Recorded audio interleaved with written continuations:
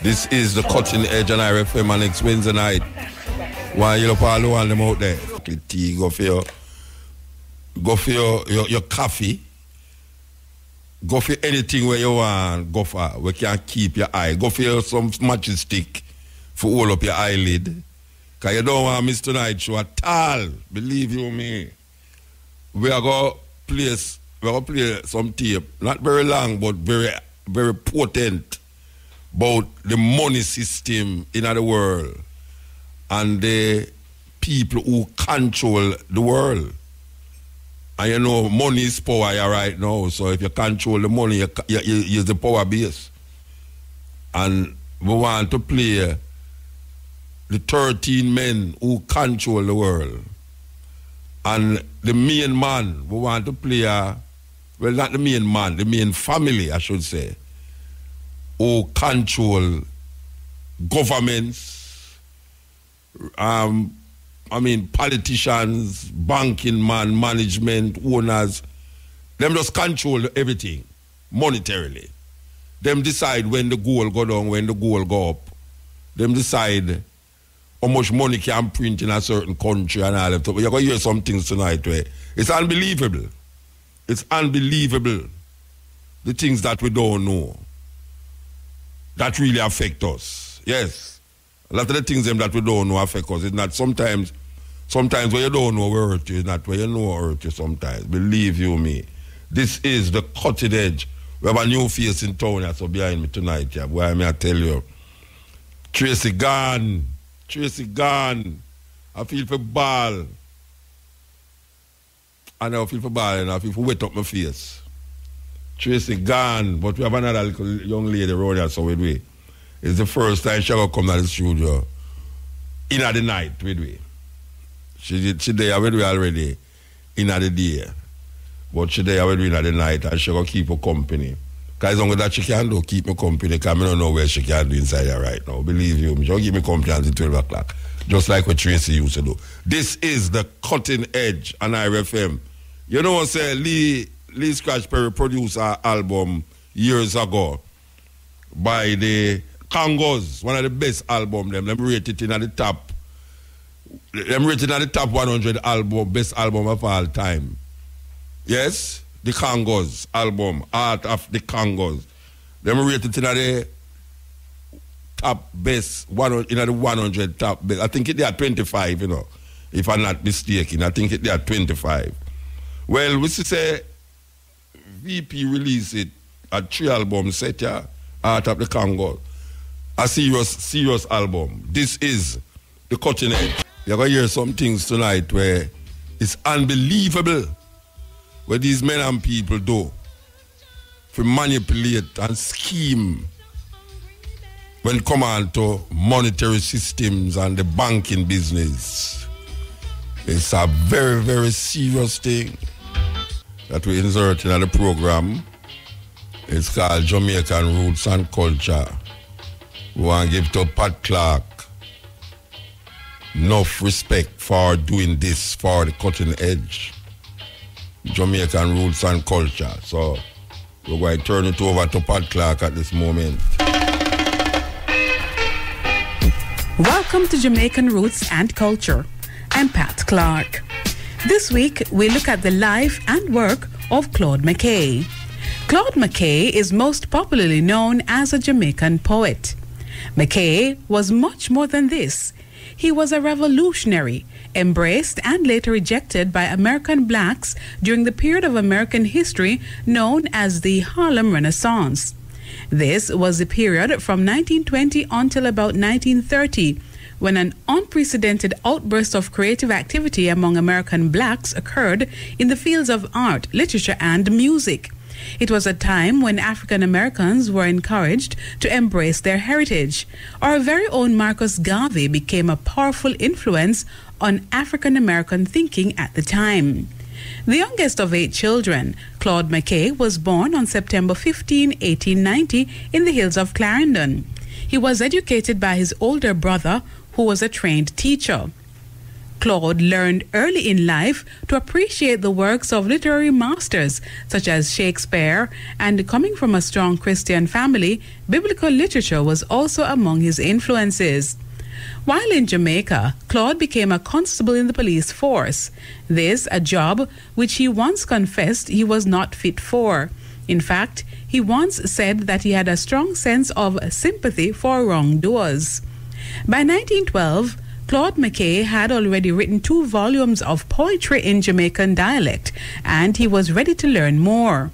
He arrived in Charleston, North Carolina, later that year to continue his studies at the Tuskegee Institute, a prestigious college for blacks. Claude left after only 6 months there, for he could not deal with the atmosphere of oppression in the American South, a situation he described as very unfamiliar. Claude Mckay moved to Kansas State College, and after 2 years there, moved to New York City when a literary admirer gave him several $1,000s out of appreciation for his Jamaican dialect works. Once in New York, Mckay relished being a part of the black community there. He married Eulalie Edwards and became a restaurateur. However, within 6 months, his marriage had failed. Eulalie returned to Jamaica and gave birth to a daughter Claude would never see. His restaurant business also crumbled, leaving Claude penniless. Using his misfortune to his advantage, Claude decided to pursue a career in writing. He wrote his poetry in standard English. His message was anger, despair, rebellion, and alienation. Claude Mckay felt intense bitterness over the fact that he had come to be recognized as a great black poet and not as a great poet. He hated the fact that he was judged by the color of his skin. At the end of World War II in 1918, Claude Mckay embraced socialism.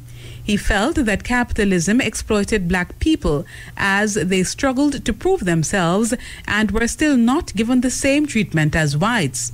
It was at that time that he wrote If We Must Die, perhaps his most famous poem. It became an anthem for the blacks in America. If we must die, let it not be like hogs, hunted and penned in an inglorious pot, while round us bark the mad and hungry dogs, making their mock at our cursed lot. If we must die, oh, let us nobly die, so that our precious blood may not be shed in vain. Then even the monsters we defy shall be constrained to honor us though dead. Oh, kinsmen, if we must meet the common foe, though far outnumbered, let us show us brave, and for their 1,000 blows deal one death blow. What though before us lies the open grave? Like men, we'll face the murderous, cowardly pack, pressed to the wall, dying, but fighting back. However, Claude did not appreciate being the black representative for America.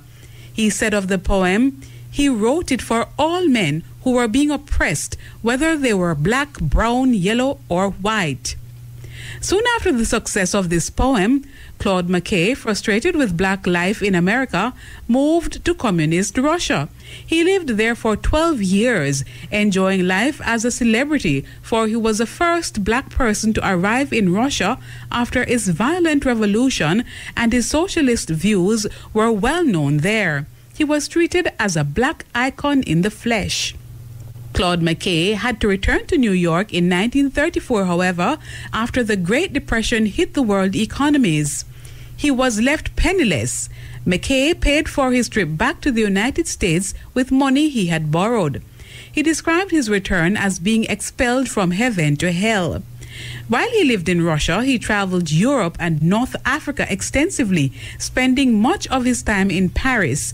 In 1937, he wrote a book about his life and travels titled A Long Way from Home. In it, he questioned the motives of blacks whom he felt used the Harlem Renaissance to advance their social status among whites.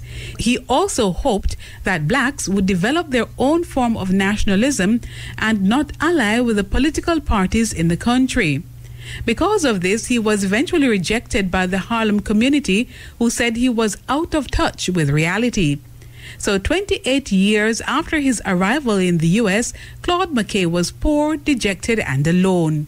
Soon after this, he was diagnosed with hypertension and dropsy. His failing health prompted him to review his ideals. He rejected socialism and adopted Christianity as a faith on which he had turned his back early in his life.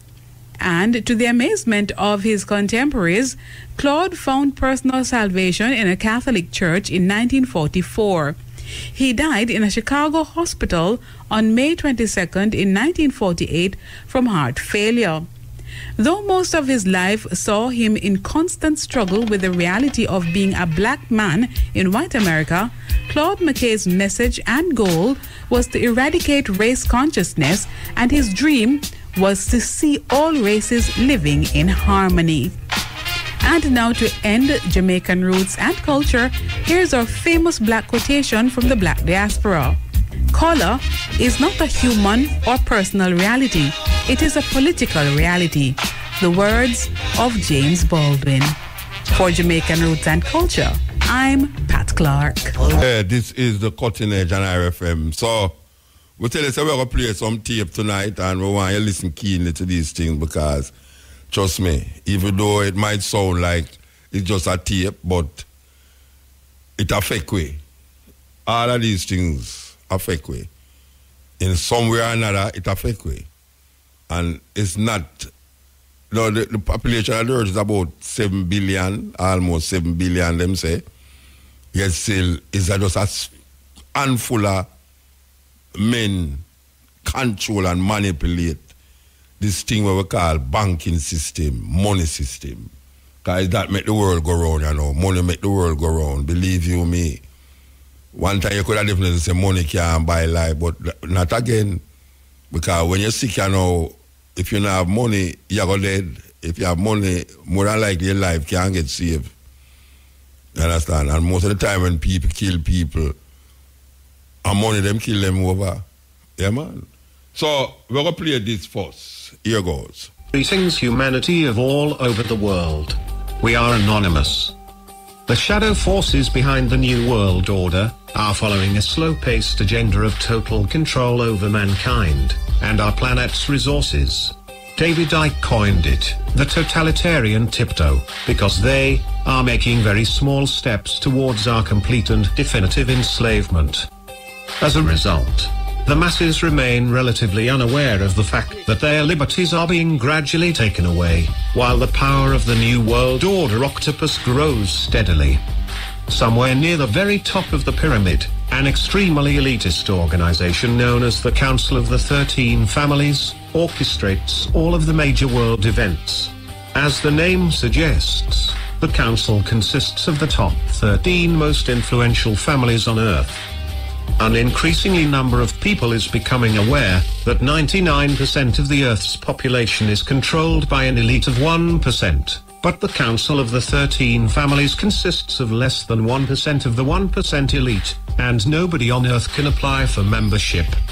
In their opinion, they are entitled to rule over the rest of us, because they believe that they are the direct descendants of the ancient gods, and consider themselves royal.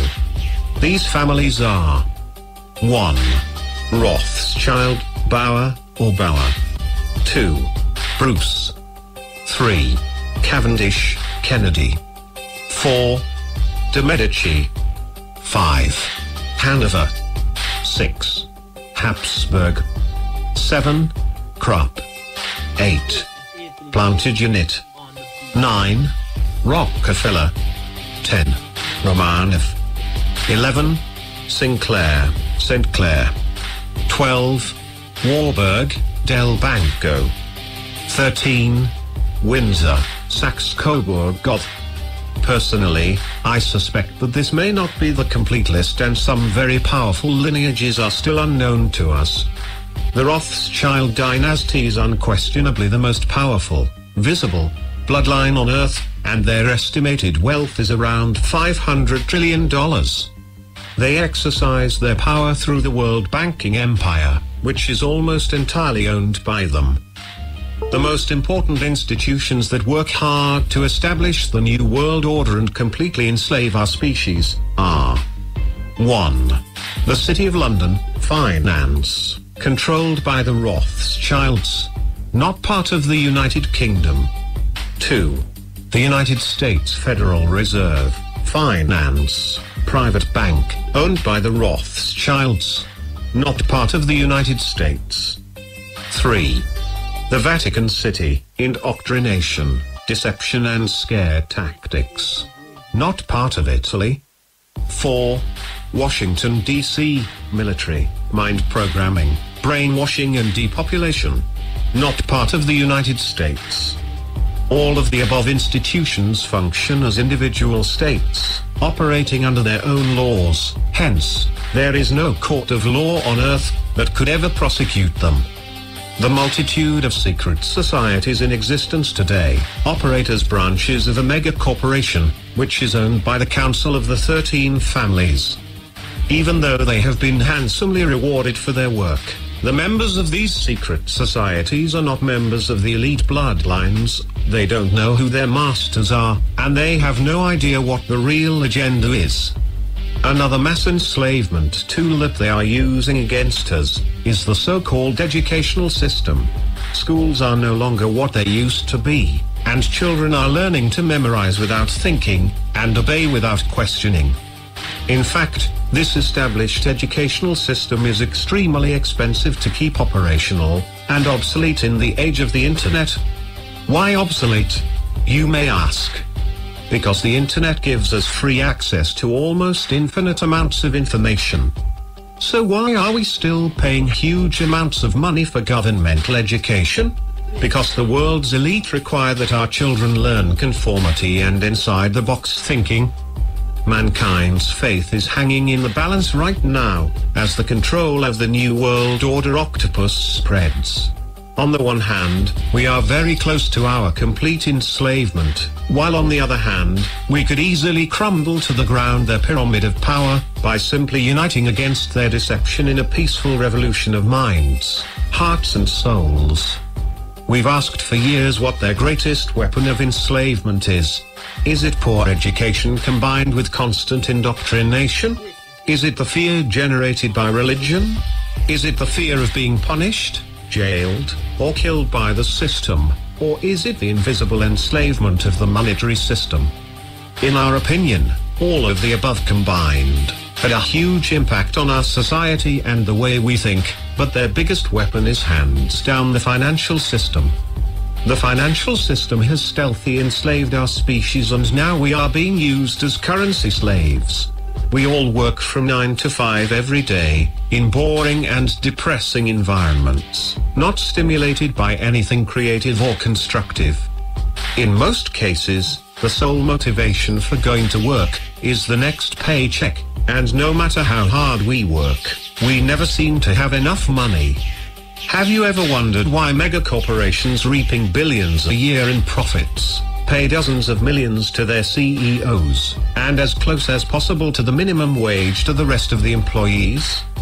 This has been carefully designed, because a person that is constantly on the edge will never have time for self-education, introspection, and eventually, spiritual awakening.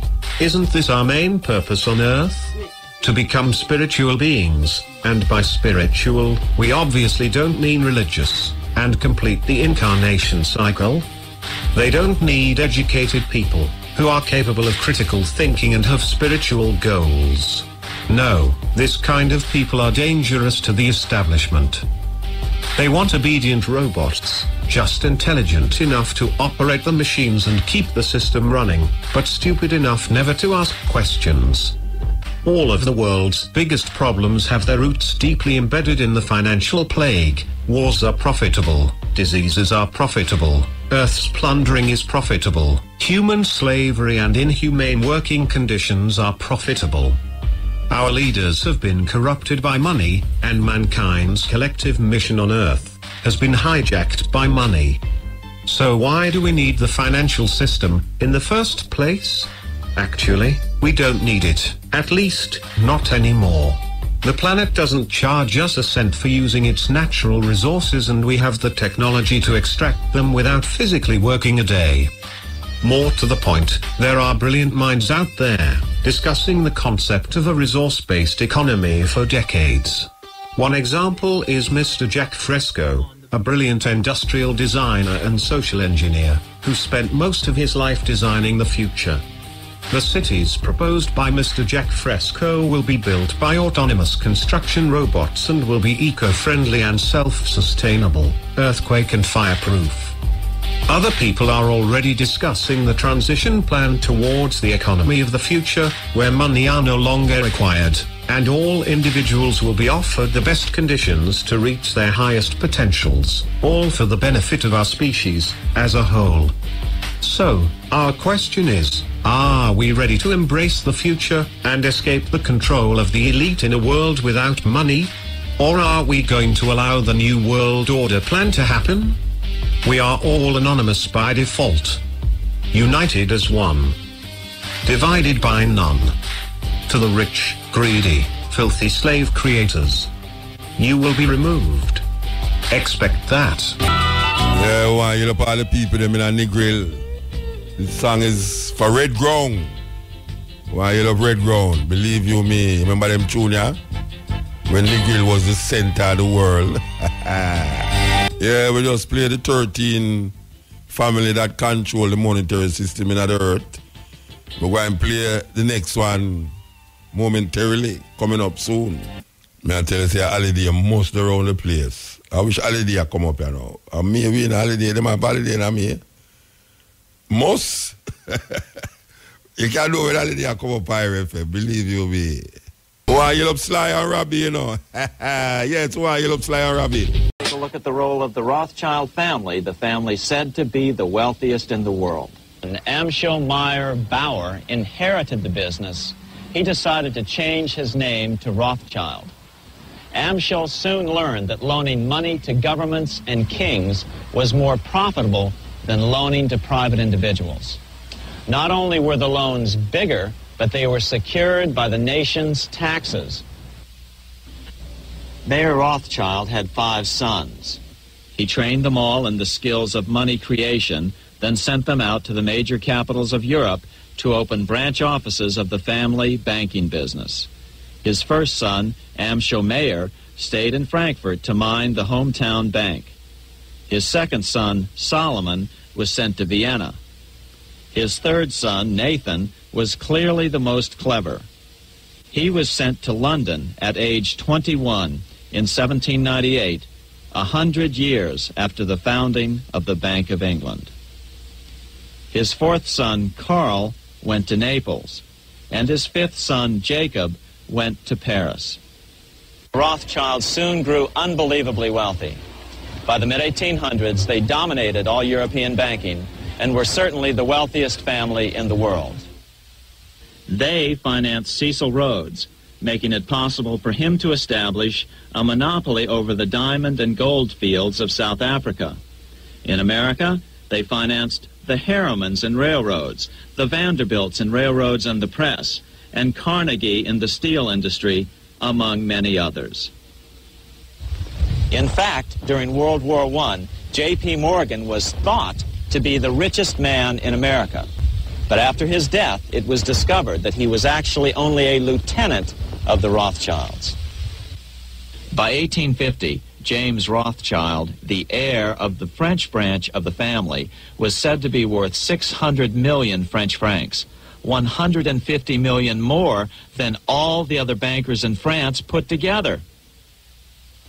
He built this mansion called Ferrier, just east of Paris. Wilhelm I, on seeing it, exclaimed, "Kings couldn't afford this. It could only belong to a Rothschild."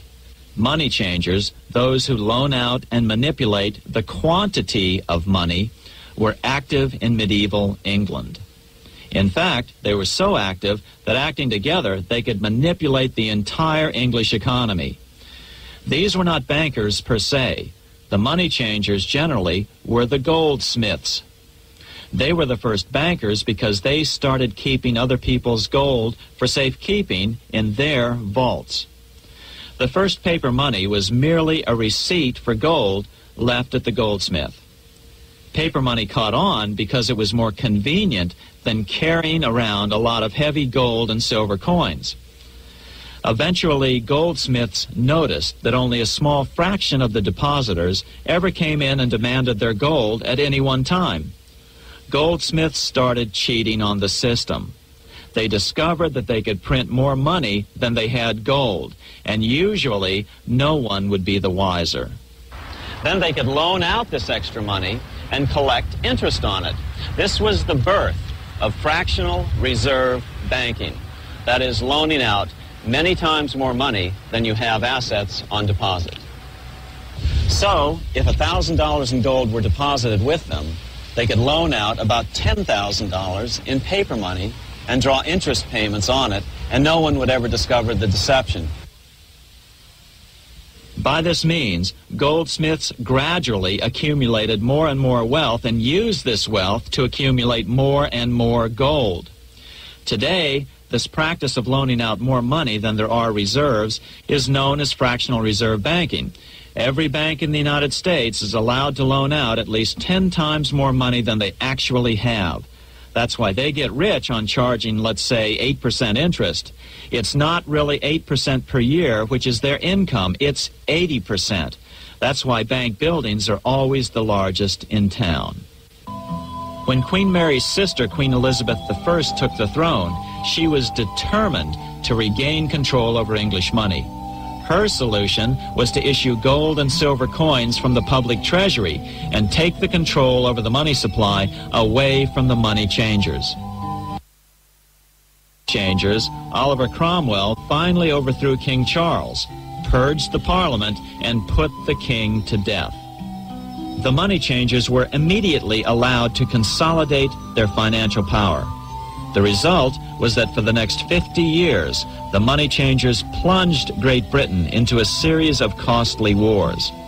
They took over a square mile of property in the center of London, known as the City of London. This area today is still known as one of the 3 predominant financial centers of the world. By the end of the 1600s, England was in financial ruin. 50 years of more or less continuous wars with France and Holland had exhausted her. Frantic government officials met with the money changers to beg for the loans necessary to pursue their political purposes. The price was high. A government-sanctioned, privately owned bank which could issue money created out of nothing. It was to be the modern world's first privately owned central bank, the Bank of England. Although it was deceptively called the Bank of England to make the general population think it was part of the government, it was not. Like any other private corporation, the Bank of England sold shares to get started. The investors, whose names were never revealed, were supposed to put up £1.25 million British pounds in gold coin to buy their shares in the bank. The bank was duly chartered in 1694 and started out in the business of loaning out several times the money it supposedly had in reserves, all at interest. In exchange, the new bank would loan British politicians as much of the new currency as they wanted, as long as they secured the debt by direct taxation of the British people. So, legalization of the Bank of England amounted to nothing less than legal counterfeiting of a national currency for private gain. Unfortunately, nearly every nation now has a privately controlled central bank using the Bank of England as the basic model. Such is the power of these central banks that they soon take total control over a nation's economy. It soon amounts to nothing but a plutocracy ruled by the rich. The central bank scam is really a hidden tax. The nation sells bonds to the central bank to pay for things it does not have the political will to raise taxes to pay for. But the bonds are purchased with money the central bank creates out of nothing. More money in circulation makes your money worth less. The government gets as much money as it needs, and the people pay for it in inflation.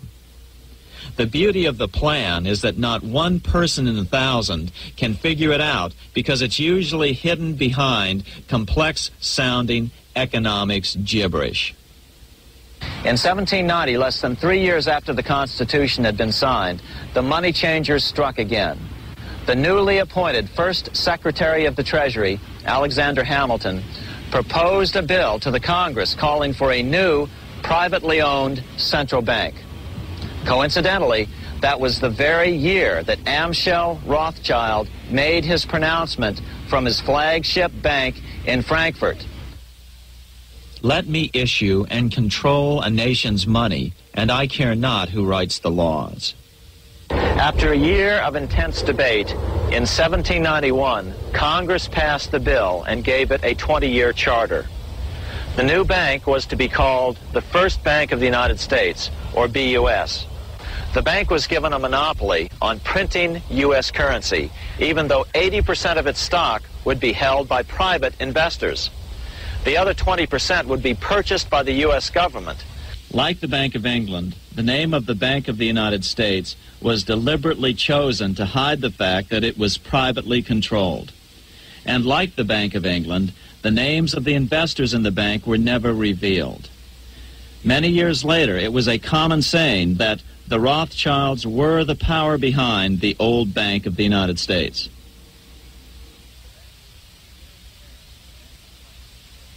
Here in Paris, the Bank of France was organized in 1800, just like the Bank of England. But Napoleon decided France had to break free of debt, and he never trusted the Bank of France. He declared that when a government is dependent upon bankers for money, the bankers, not the leaders of the government, are in control. This is the Waterloo battlefield about 200 miles northeast of Paris in what today is Belgium. Here Napoleon suffered his final defeat, but not before thousands of French and Englishmen gave their lives on a steamy summer day in July of 1815. The outcome was certainly in doubt. In fact, had Napoleon attacked a few hours earlier, he would probably have won the battle. But no matter who won or lost, back in London, Nathan Rothschild planned to use the opportunity to try to seize control over the British stock and bond market and possibly even the Bank of England. Rothschild stationed a trusted agent, a man named Rothworth, on the north side of the battlefield, closer to the English Channel. Once the battle had been decided, Rothworth took off for the Channel. He delivered the news to Nathan Rothschild a full 24 hours before Wellington's own courier. Rothschild hurried to the stock market and took up his usual position in front of an ancient pillar. All eyes were on him. The Rothschilds had a legendary communications network. If Wellington had been defeated and Napoleon was loose on the continent again, Britain's financial situation would become grave indeed. Rothschild looked saddened. He stood there motionless, eyes downcast.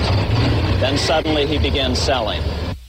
Other nervous investors saw that Rothschild was selling. It could only mean one thing. Napoleon must have won, Wellington must have lost. The market plummeted. Soon everyone was selling their consols, their British government bonds, and prices dropped sharply. But then Rothschild started secretly buying up the consols through his agents for only a fraction of their worth hours before. Myths, legends, you say?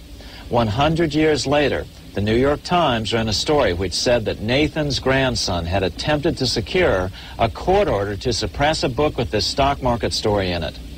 The Rothschild family claimed the story was untrue and libelous, but the court denied the Rothschilds' request and ordered the family to pay all court costs.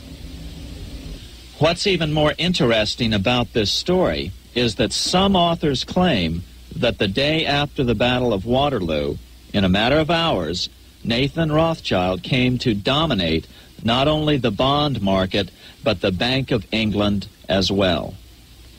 Whether or not the Rothschild family seized control of the Bank of England, the first privately owned central bank in a major European nation and the wealthiest, one thing is certain.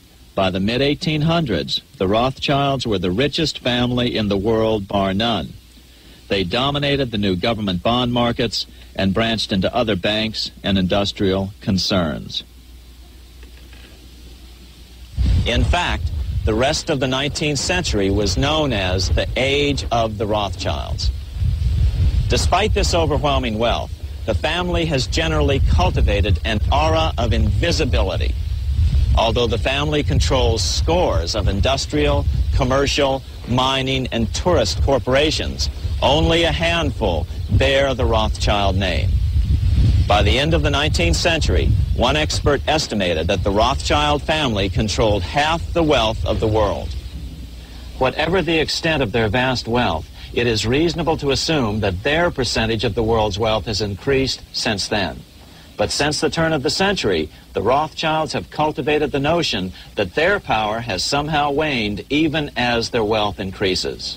Just 1 year after Waterloo and Rothschild's alleged takeover of the Bank of England, the American Congress passed a bill permitting yet another privately owned central bank. This bank was called the Second Bank of the United States.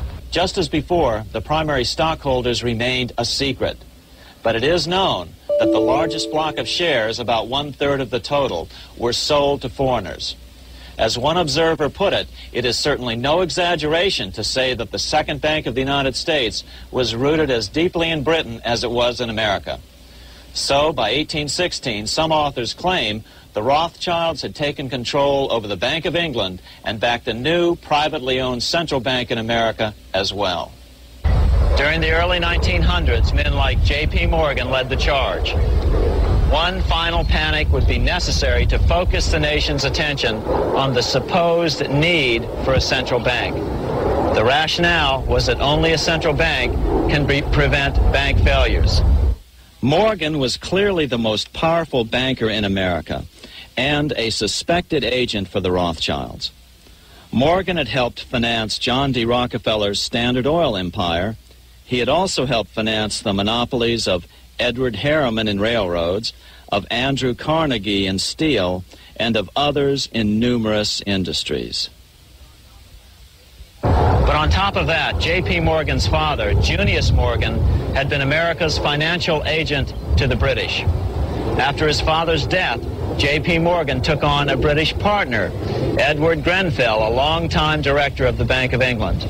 By 1907, the year after Teddy Roosevelt's re-election, Morgan decided it was time to try for a central bank again. Using their combined financial muscle, Morgan and his friends were secretly able to crash the stock market. Thousands of small banks were vastly overextended.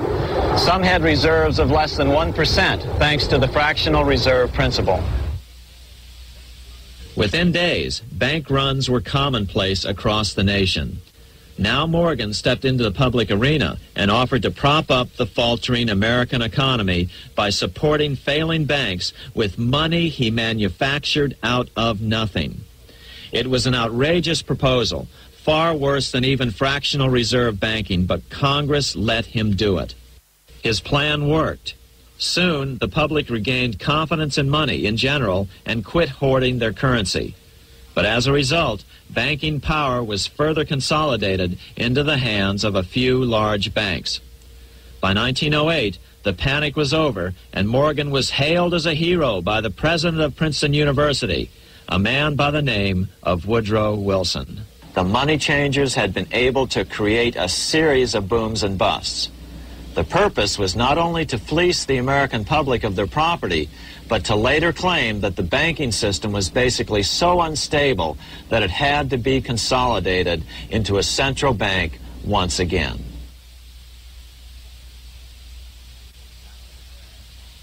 After the crash, Teddy Roosevelt, in response to the panic of 1907, signed into law a bill creating something called the National Monetary Commission. Of course, the commission was packed with Morgan's friends and cronies. The chairman was a man named Senator Nelson Aldrich from Rhode Island. Aldrich represented the Newport, Rhode Island homes of America's richest banking families. His daughter married John D. Rockefeller Jr., and together they had 5 sons: John, Nelson, who would become vice president in 1974, Lawrence, Winthrop, and David, the head of the Council on Foreign Relations and former chairman of Chase Manhattan Bank. As soon as the National Monetary Commission was set up, Senator Aldrich immediately embarked on a 2-year tour of Europe, where he consulted at length with the private central bankers in England, France, and Germany. The total cost of his trip alone to the taxpayers was $300,000, an astronomical sum in those days. Shortly after his return, on the evening of November 22, 1910, some of the wealthiest and most powerful men in America boarded Senator Aldrich's private rail car and in the strictest secrecy journeyed to this place, Jekyll Island, off the coast of Georgia. With the group came Paul Warburg. Warburg had been given a $500,000 per year salary to lobby for the passage of a privately owned central bank in America by the investment firm Kuhn, Loeb and Company. Warburg's partner in this firm was a man named Jacob Schiff, the grandson of the man who shared the Green Shield house with the Rothschild family in Frankfurt. Schiff, as we'll find out later, was in the process of spending $20 million to finance the overthrow of the Tsar in Russia. These 3 European banking families, the Rothschilds, the Warburgs, and the Schiffs, were interconnected by marriage down through the years, just as their American banking counterparts, the Morgans, Rockefellers, and Aldriches were. Secrecy was so tight that all 7 primary participants were cautioned to use only first names to prevent servants from learning their identities. Years later, one participant, Frank Vanderlip, president of National City Bank of New York and a representative of the Rockefeller family, confirmed the Jekyll Island trip in a February 9th, 1935 edition of the Saturday Evening Post. Yeah, this is the Cutting Edge on RFM. We're going to come forward to that, but you know, so the time is now 12 o'clock. Yeah, we hope that was some kind of enlightenment to the ones them out there who listen to the Cutting Edge. Because it's a serious thing. The only thing with it is that we don't even know if we can do nothing about it. I'm only make the main road, you don't understand? So, we don't know, maybe down the line we can use the information to really do something. But really and truly, when you hear say,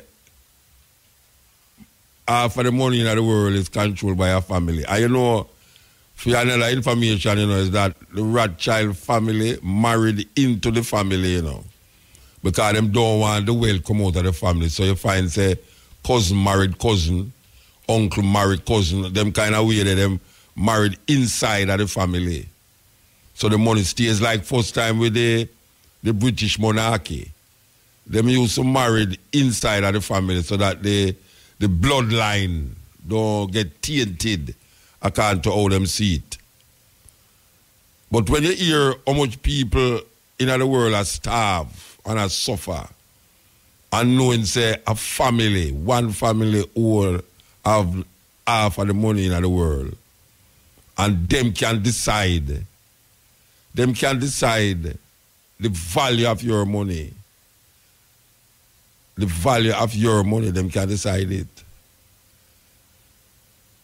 And how gold represents significant and important aspect of money. When we know that most of the gold come out of Africa. Most of the gold, them dried from out of Africa, Southern Africa, to be precise. And then now print paper. So we now have paper and them have the gold.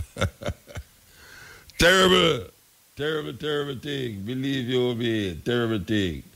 We just play a tune that's hard with the children of my throat. Same old story. I that poem name. Same old story.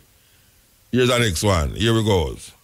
Yeah, we want to tell you that this Friday there will be an unveiling of a Marcus Garvey statue. This is the first black statue that is going to be unveiled on the campus of the University of the West Indies, and to the delight of ones who see and recognize Marcus Garvey. It will be a statue of Marcus Garvey. So this Friday, May the 19th, there will be an unveiling of Marcus Garvey's statue at the University of the West Indies. Time, 3:30 p.m. I have to be there. By the hook or the crook, I have to be there. The venue is in front of the Faculty of Humanities and Education. And they will have speakers like Julius Garvey, one of the sons of Marcus Garvey, Professor Rupert Lewis, who has written many books on Garvey, and Dean Wariboko, chairman of the event. And as we said before, this is the first black statue to be unveiled on the campus of the university. Can you imagine that? Well, what can we say? Because them still call it the West Indies. Marcus Garvey would have ball now if him hears the thing. After all of that, we still call the university and call it the West Indies. You know, I mean, really, Christopher Columbus still live. And our next event here on Friday, May the 26th, the Peter Abrams Tribute Symposium will take place. The Department of Sociology, Psychology and Social Work will be presenting the annual African Liberation Day Symposium. Team, Peter Abrams, the forgotten Pan-Africanist. You know, Peter Abrams was a South African, came here and lived here and died here. We hear say, is it one I'm gardener, them kill him. Can you imagine that at 60? Hey, boy, I mean, I tell you. And Peter Abrams, I think Peter Abrams was in the 90s, you know. In the 90s, yes. Anyway, the speakers will be Professor Rupert Lewis, Earl Maxam, Dr. Shani Roper, and Dr. Michael Abrams. Time 6 p.m. to 9 p.m. Venue, multifunctional room near the UWI main library. Admission is free. So it's two things are going on. And you know, this is, well, African Liberation Day is coming up. And we also know that in June is Leonard Howell's Earth Day. And then we see this thing here about Peter Abrams. So back to the song. This is the cutting edge. We're taking the call them. Operator sending the call them. It's the hours. It's the hours when the old them come out, you know. Alright, sir. But we still have to take the call them. Trust me. Back to the song. Yes, may I tell you. Tribute to Lucky Dube, that South African musician who used reggae as his weapon of liberation. Murdered in the streets of Johannesburg. Yes, Eel. Eel Muta. Blessed man. Give thanks for two tape them, you know. Yeah, man. Give thanks, man. But I trust me them connected. Yeah. And the song in between the two tape them, the Corporate Cannibal. By Grace Jones, Sly and Rabbit there behind there, yes. Well, I think, when me hear you introduce the song, you know, pick up say that, but I never remember the Corporate before the Cannibal. I just shout out Cannibal in my mind, you know. Corporate criminals. Corporate cannibals. Yes, man. I see. All right, you see the first tape, it mentioned something about internet. 13 family. The internet? Yes, it's something about internet. No, matter about this time. Control. No, I'm saying at the time, these things have information. No matter what the internet has information. Okay. And basically, it's a zombie thing in talk about, and him say something about conformity. So in other words, then boy. Him say the education system is used today to make you think in the box. Yes, so you just go along with it. But you just go along with everything without thinking, without any rocking the boat or anything. You know, if you notice how the earth are going now with the youth them, we go at school. Them go at school to maintain the system.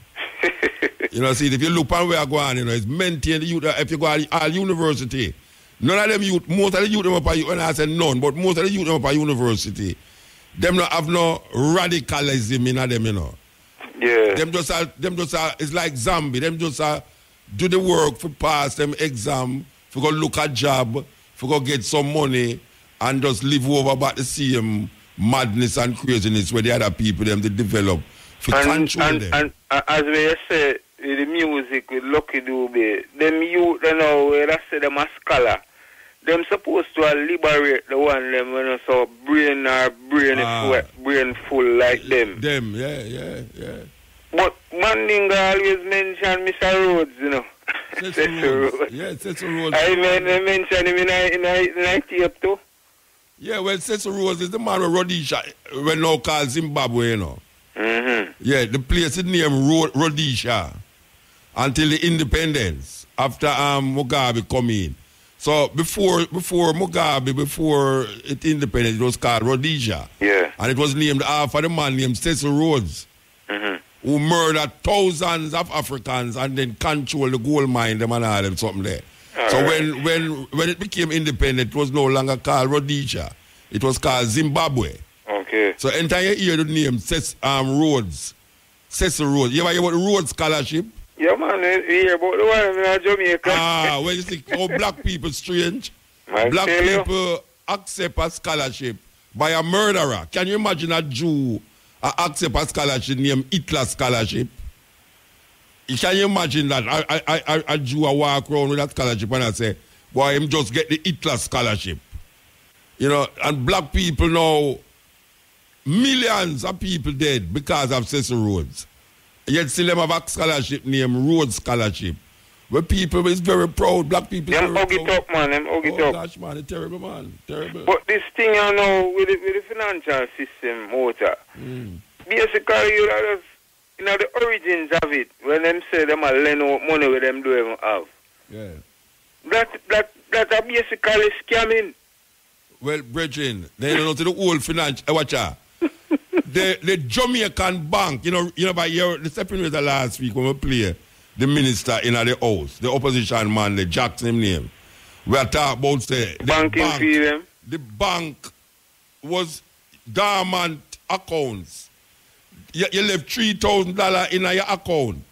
And because you don't go back for the $3,000, them keep drawing money till you don't have no money at the bank. And not only that now. If you decide you're going to put money in there, you know what them do?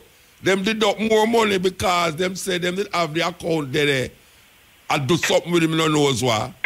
And the man come out and realize, but wait there, this thing is illegal. The bank not supposed to do that. It's illegal, and what they must do, him say go and get lawyer now to deal with it, and they must give back the people their money. Because over the years, they have been scamming the people them. So Yeah, and people are walk past $1. And you see how important the $1 is to them in the bank. I hear the man talk about even 8% in the tape. Become 80%. A year. So when you are looking at $1, they don't know say $1 million starts with $1. Same way so. $1 million Also starts no. with $1, you know. When them say them control government and president and them thing there, you know. Right now when I this present there, I really wonder if them really have something to do with what really are going on in Venezuela. Brethren, them have something to go on with everywhere. Them have things, you see the banking system is a drive economy, you know. Because Venezuela have oil, and yet still them are suffer over there now. Then let's see with Africa too, man. Because Africa is the richest country. when I feel them all do, it's like them all suffer them, and when them can get people who them can manipulate, you go see say everything go back to normal, or it would have come like normal to we. Yeah. You understand me? Yeah. And me remember you did play all a tape some time ago with Gaddafi, and we could know how the man did run him thing. Yeah. And a goal him did say. Yeah, him did not get rid of the euro and just deal with the goal. They will not forget rid of him. That's why them get rid of him, you know. And here one bridging. A long time you do this thing, you know. Why you continue, you know. No, they will not stop. We're up on the radio, man. Trust me, them something I can't steal things, but as much as over with the ear, I think the second one with the ear, I touch it already. Which one? See? The second tape where you play. Okay. See? But I know enough other people never hear it. I mean, I listen from long time because I remember when we used to tape off cassette and send from brother-in-law Miami. Yeah. No, everybody can go up on YouTube. Oh, God, no, man. The whole program too, and just cassette. Yeah, because, trust me, remember every time it blow, you fall asleep and one bag of commercial up on the cassette. Give thanks, keep up the good work. Yes, Bridget, give thanks. Yeah, man. I tell you. So we are look on the whole thing and we are say we need some consciousness all the same, you know. I really that we really need, you know, some consciousness. We're not really conscious of certain things. We just live hand to mouth every day, you know, food, clothes and shelter. But we need some things in our life where make life more meaningful. You know the way there? Life, you can't just live, so, you know. People say them just want to have life. You want to have life and have it abundantly. You know, see, you don't want to just live. Because, I mean, really and truly, a man lay down on the street, he might live. Man a beg on the road, he might live. People sick in the hospital, he might live. You don't just want to live. You want to live and healthy. And can afford for good this or that, so whenever you choose or want, and eat what you want whenever you want to eat it, and wear what you want whenever you want to wear it. It's so life supposed to feel nice and good. Life supposed to be full of drowsiness and dreariness, and you just feel broken down every day because you can't do this and you can't afford this, and light bill come and rent come and water rate come and you pick no one and go to school. And can't go to school and them things, the rain come and wash for your house and your mattress and your bed, and you have to go depend on the little idiot people them we call themselves government. Terrible, terrible, terrible, terrible, terrible. And imagine a family have 50% of the world money. 50% of the world money. You know what them said? The 5 leading the 5 richest man them, well, publicly, because when them talk about rich man, them not talk about Rockefeller and Rothschild and them people there, but them talk about people who visible. You know, like the man who own Microsoft. Certain people, them say the 5 richest man of the world can stop, them yearly salary can solve the starvation problem in the world.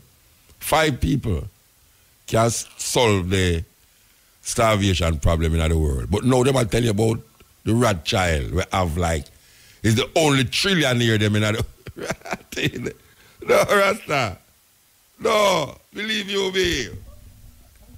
We have all $1,000 I feel good no right. And you talk about trillion. You know what trillion is? And you don't only have 1 trillion, you have all $100 trillion at your disposal. Brethren, no. Well, I tell you, Jack can't say the world no level. You know level for true. Believe you me. Yes, Ill.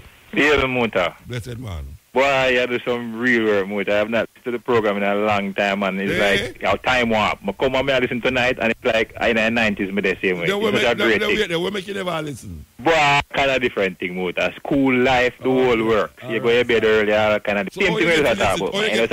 You don't find a treadmill. So may I ask you a question now? Tonight, a fret, you stand out in the house afraid why you get No, funny enough, no. No, Muta, not like that. Not like that at all. It's just a vibes, a vibration. I'm saying, I'm on zoning. So I'm zoning from my phone. Yeah. I'm just pick up, and it's tremendous, man. A whole heap of emotions just rush over me because enough knowledge you give me, Muta. Tremendous amount. Yeah, and you plant a whole heap of seed for me to do a whole heap of research and open my mind to a whole heap of thing. Go ahead. Eh? Yeah, man. So, no, that's give thanks. Yes, absolutely, Muta. And, we really appreciate the work. Tremendously. I thought that from the bottom of my heart. So let me say a thing now, Muta. Yeah. There's a topic when I come across a couple of weeks ago. Is the first me get introduced to that. I'm going to do some very in-depth research on it. And it's a whole heap of thing we come to realize. I mean, one man like you with the amount of exposure, traveling and knowledge base of your work with, you would have been aware of it. So I'm going to put it to hear your feedback on it, right? And that is that the monarchs in Europe, up to King George III, that is the one who did in charge when America gave them independence, was black people. You ever hear that before, Muta? Well, I suppose you hear that already. Hello? No, you have to ask. You can't answer the question and ask me the question at the same time. say the monarchy of England are black people? Yeah, up to King George III. Oh, yeah? King James the First and the sixth of England. Wait there. Me read already to them say King James was a black in him. Hello? Yeah, me say. Yeah. I have read where them say Shakespeare and King James was black people. And you ever researched it before? No, I say I have read it. Okay. But I don't give credence to it based upon England history. Yes. The British history. I don't give credence to it that King James and Shakespeare. As a matter of fact, I told that sister that I didn't accept it as legitimate news, and she was vexed with me. All right. Can I say something to you, Nuta? Yeah. I came across a book, which is an eminent book used in Cambridge, and I'm going to put it to you, and I know you're a man going to follow up on it. A book that is a book, used at the Cambridge University in courses, in programs. Yeah.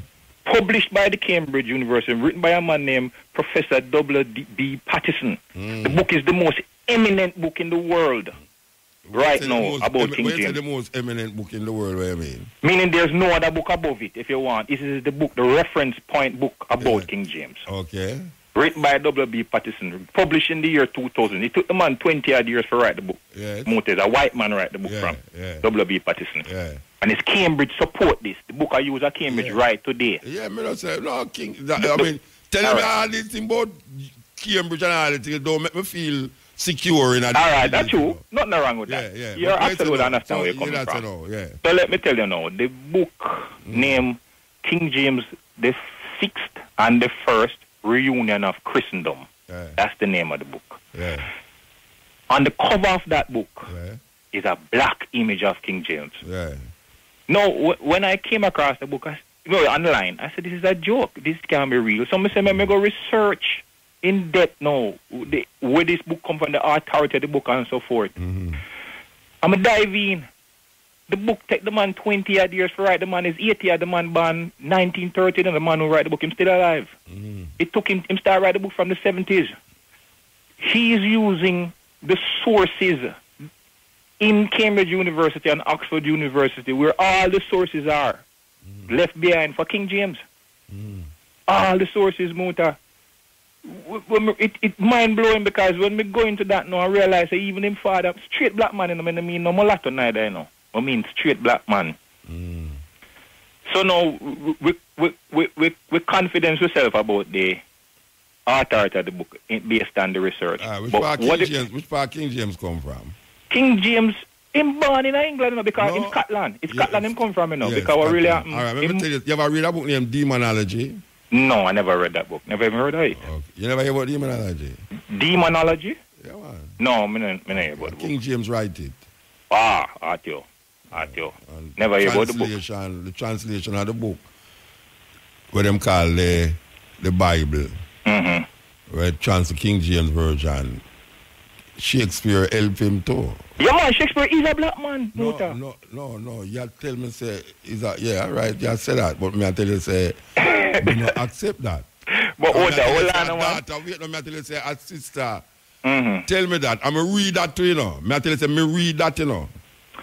Mota. Me read that. Mota. What me I say to you know, Mota, is what has convinced me, you know. Yeah, it's because Cambridge and Oxford. No, it's not because of Cambridge and Oxford. Because say your truth not come through one source, you know. If you man and read enough different things and take history serious, you start, because you read so broad, you're able to match things because you're booking up different things at different areas. I watched the documentary and I saved that, I bookmarked that on my phone, you know. What BBC make about the King James Bible, you know. Yeah. I'm going to show you the people them slick, you know. The people them show you enough image, and that the book, the story them I give you, the history is seem to be correct, you know, because them tell you say a 54-man King James get to put together, him split them across 3 universities, Oxford, Cambridge, and the next university, and him divide them into 2. They had something like 14 tests each book of a pass when they translate before it confirm say yes, this correct. So the documentary was very informative. But what was very interesting about the documentary, Mota, is as I watch that documentary, and I go down, the documentary is like about an hour and a half, and I go down into the documentary, the narrator is going different places in London. You know how these documentaries work. Yeah. And him go one place now and him a talk about King James, and him open a book, and the said image up on the front of the book, and me tell you about, me see him. But hear him skillful now. Him open the book, the camera go over it, and then him say, and up there you have an image of King James, feeding blah, blah, blah. And I say, look at that. The man open the book with the black image, you know. The camera just go over it, and then him start out with a statue. All right, so let me ask you a question. The image of Jesus, where we have, you know any university, barring none, where that image is not in where them tell you say this. The white one, where you see? Yeah, the white one, of course. No, my puppy show thing that. No, wait. Yeah. That in a Cambridge, that in a Howard, that in a our university, that image that them show you this all. So you say you compare that now to say them could have used the black image as a farce? No, may I say that because there wouldn't be no reason for them to use the black image as a farce. Why not? Because then if you use the white image as a farce. Then how them use the white image as a farce? Listen, what may I say to you? No, how them use the white image as a farce? That may I say? Because they want you to believe that the white is what it is. Okay, so they don't want to believe this the King man will confuse the world. This man will confuse the world now. Who was one of the where him and Shakespeare did have a relationship. Mota, stop for a moment. No, stop for a moment. Don't you mention the Mota? Just give me a second, man. Let me just express it. Please, Mota. Let me just express it. Because I know it's finished. So me can because there's something about when me think about the man. Sure, you can. Sorry. Yeah. Go ahead. Historically, based upon of when me read. Right. Because I read where you read, you know. Hold on, you're assuming that, but go ahead.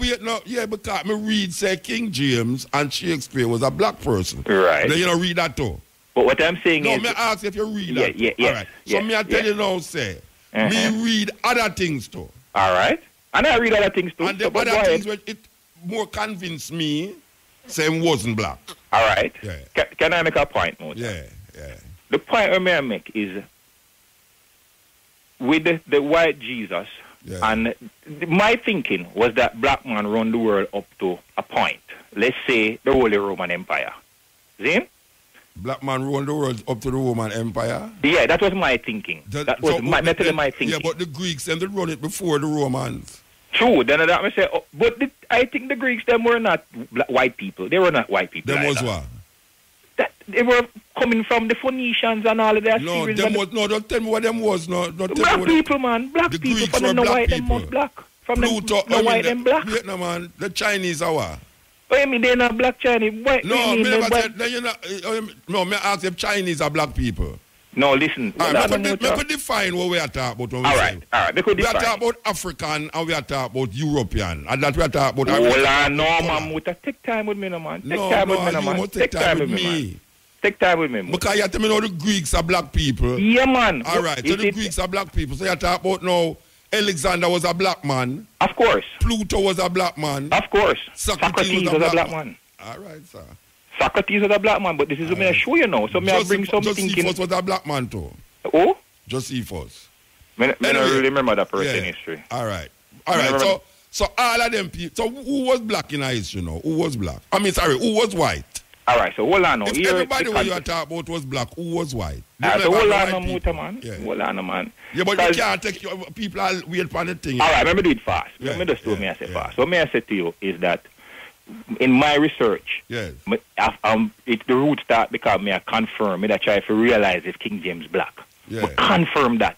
But what the research starts to lead me to realize because if that King James black, me start find out who I'm mother, who I'm father, and who the throne come down to. Then we go France. I realize the Stuart house of Stuart. Because the word Stuart, it means black, you know, is a Nordic word. Maurice mean black too. German. Maurice mean black too. All right, there you go. And Moore mean black too. All right. Yes. So what may I say to you? And Kemet mean black too. Yeah, man. What may I say to you really is that in my research, I have come to the realization that the monarchs in Europe were black people. The Habsburg Empire, all of Germany, the French, Austria. the emperor was black. The French, the Caesar was black. I mean, Julius Caesar was black. Mark Antony was black. Yeah. That is what you Constantine from 325 AD when the canonization of the Bible happened. So we say Constantine was black too? Of course. So tell me, who was white in them time? Well, this is the question we may keep asking. Where white people come from? No. We you have tried to figure out a white in history and black in history. No, because I'm not sure you say. So what we are doing? It's an opposite thing we are doing now. We are say, since them did say everything did white, now we are going to say everything black. No, that's not the point. The point I make to you is that you can go research it yourself. I am saying no, but Bridget, I tell you the thing that you tell me about, me read them already. You read the King James the First and the Sixth reunion of Christendom? No, listen to me now. Listen to what I say now. Trust me. No, man, no fees me not force on paying. But you can't force on paying. You listen to me or you not listen to me? May I listen to you? All right, may I say to you now. This is the things that you tell me about King James. Right. Me read that already. All right. Right. No, you don't read the book after. But go ahead. But matter about King James as a black man. All right. Me read that in our history already. All right. So me ask you a question now. Right. If the Greeks was black, right. King James, Shakespeare, right. All the European monarchs was black. Right. Tell me who in our history was white. Well, that's what I'm trying to tell you. You never have white people then come from somewhere. Them come from somewhere. So Alexander the Greek was black. Pluto was black. Homer was black. Socrates was black. Tell me who in our history was white? Who? Yeah, who in our history where you know was white? What I believe was white person historically? Yeah, who you think in our history was white? None of the nobilities that we're talking about. Some other people on the road are commoners. Don't answer me with a negative. Negative commoners I don't know. No, brethren, listen to me. I never asked you who. I never asked you who wasn't white, you know. Who was white. And I'm trying to tell you, the commoners, not the nobility of Europe, were white. I don't know the name, Muta. So no white people did involve in nothing what is great then. No. That's what I say. No, you are saying thing. No, me I ask you. No, what I'm saying. You think they didn't have any great white people during them time there? Listen, what I'm saying. Any popular white person? What I'm saying is. May I ask you a question? And I'm answering the question, but you're not allowing me to answer it. You keep cutting me off. All right, tell me. What you keep cutting me off. What I'm saying to you is that my research was trying to find out about particular set of people. Yeah. So that question that you're asking me, I cannot answer. You can't answer that. No. So now you make a research about all the nobles in Europe was black. Right. King James was black. Definitely. The Greeks was black. Alexander was black. Socrates was black. But then no, you don't make no counter in investigation. You don't make no counter. I do. And you don't find no white people. You don't find no white people. The counter investigation is that you don't find no white people. It's only them. Let me answer the question. But you tell me what's all and I'm going to lock you up now because the thing I got too long. All right, the counter investigation is that I am countering that these people were white. That's the counter. So you want another counter again to that? No. If I tell you there's something black, I must show you something white. And if I tell you something white, I must show you something black. No, I can't agree with that conversation. What you mean? If I said this... If I said white before, I'm not sure say black. I'm not sure say white again. If I see a group of people... Yeah. And you to them white? No. If I see a group of people was white... Right. And now you are telling me now to them was black. Right. All right. So now the people... counter back that again? No. Me not must counter. I tell you, say, if you are show me in a history that all of the people them where you see as great people are what... No. You was the one who announced that, All right, I am saying, I was a great people. Make a X out the grade. I am saying to you that the people them who have significance in Europe in terms of nobility was black. Right. All right. So I ask you now, who in Europe who was of nobility or any standing was white? Those people came in after the 17th century. So they was only ruling over who? The black people them in Europe was ruling over who? They were ruling over more a mixed society. But you just tell me, say, They were moving over All right, a society mainly dominated by black people. We have to move. Well, Muta, No, we have to move. It's unfortunate, but me understand. Talk to that brethren there a while ago. You know, they have a market up at Barbican where my lady sell every other Saturday, and a brethren come up there. I'm a brethren, you know. And him come up there and have me in a conversation, you know, to show me, say, Mota, I'm going to prove now, say the world flat, you know. And next brethren, come to me and say, brethren, Mota, why you tell the people them say, a one sun a show up on the earth? A two sun them have and two moon. No, 2 moon, sorry. Him say a 2 moon. Mr. Brethren had 2 moon. Him say, yes, a 2 moon. The moon where we are say, yes, so it's not the same moon the people them in America are in the other part of the world, I say. So a 2 moon. And him argument is so convincing that if you're not a thinker, you'd have say, Brethren, you know, say, a true you talk. The world really flat, or it was 2 different people me I talk about. The world really flat, or really and truly a two moon you have, you know, upon the earth you have, in the earth. It's like a thinking where the people them in a Christendom and old times did actually believe, say, the earth, the sun revolve round the earth. And them actually believe, say, the sun, the star are going to fall upon the earth according to what the Bible say. Because the Bible tells us that the stars are going to fall from heaven, you know, upon the earth. And we know, say, the nearest star to the earth is the sun. And the sun, if it ever get any little closer, it just burn up. So the star, them what we see, we're far than the sun. We have more heat than the sun. The only reason why we now feel them is because them they far. If them never come near like the sun, no earth wouldn't be there. And because man never understand the sun and its relationship to the earth, him worship the sun. The sun is the first emblem of worship when man start to worship in the sky. Because him realize that the sun is the source of all the energy. So you have arguments, very convincing, about the earth, the sun, if the earth flat, because you couldn't tell people in them time that the earth never flat. And furthermore now, if we have fight for liberation from Europeans, and then we hear say no, it's black people send the ship them go Africa for take black people out tight. Because him said the nobility of Europe was black people. Black people, Pluto, Socrates, Alexander, will go in Iraq and Persia and Egypt, could devastate the place.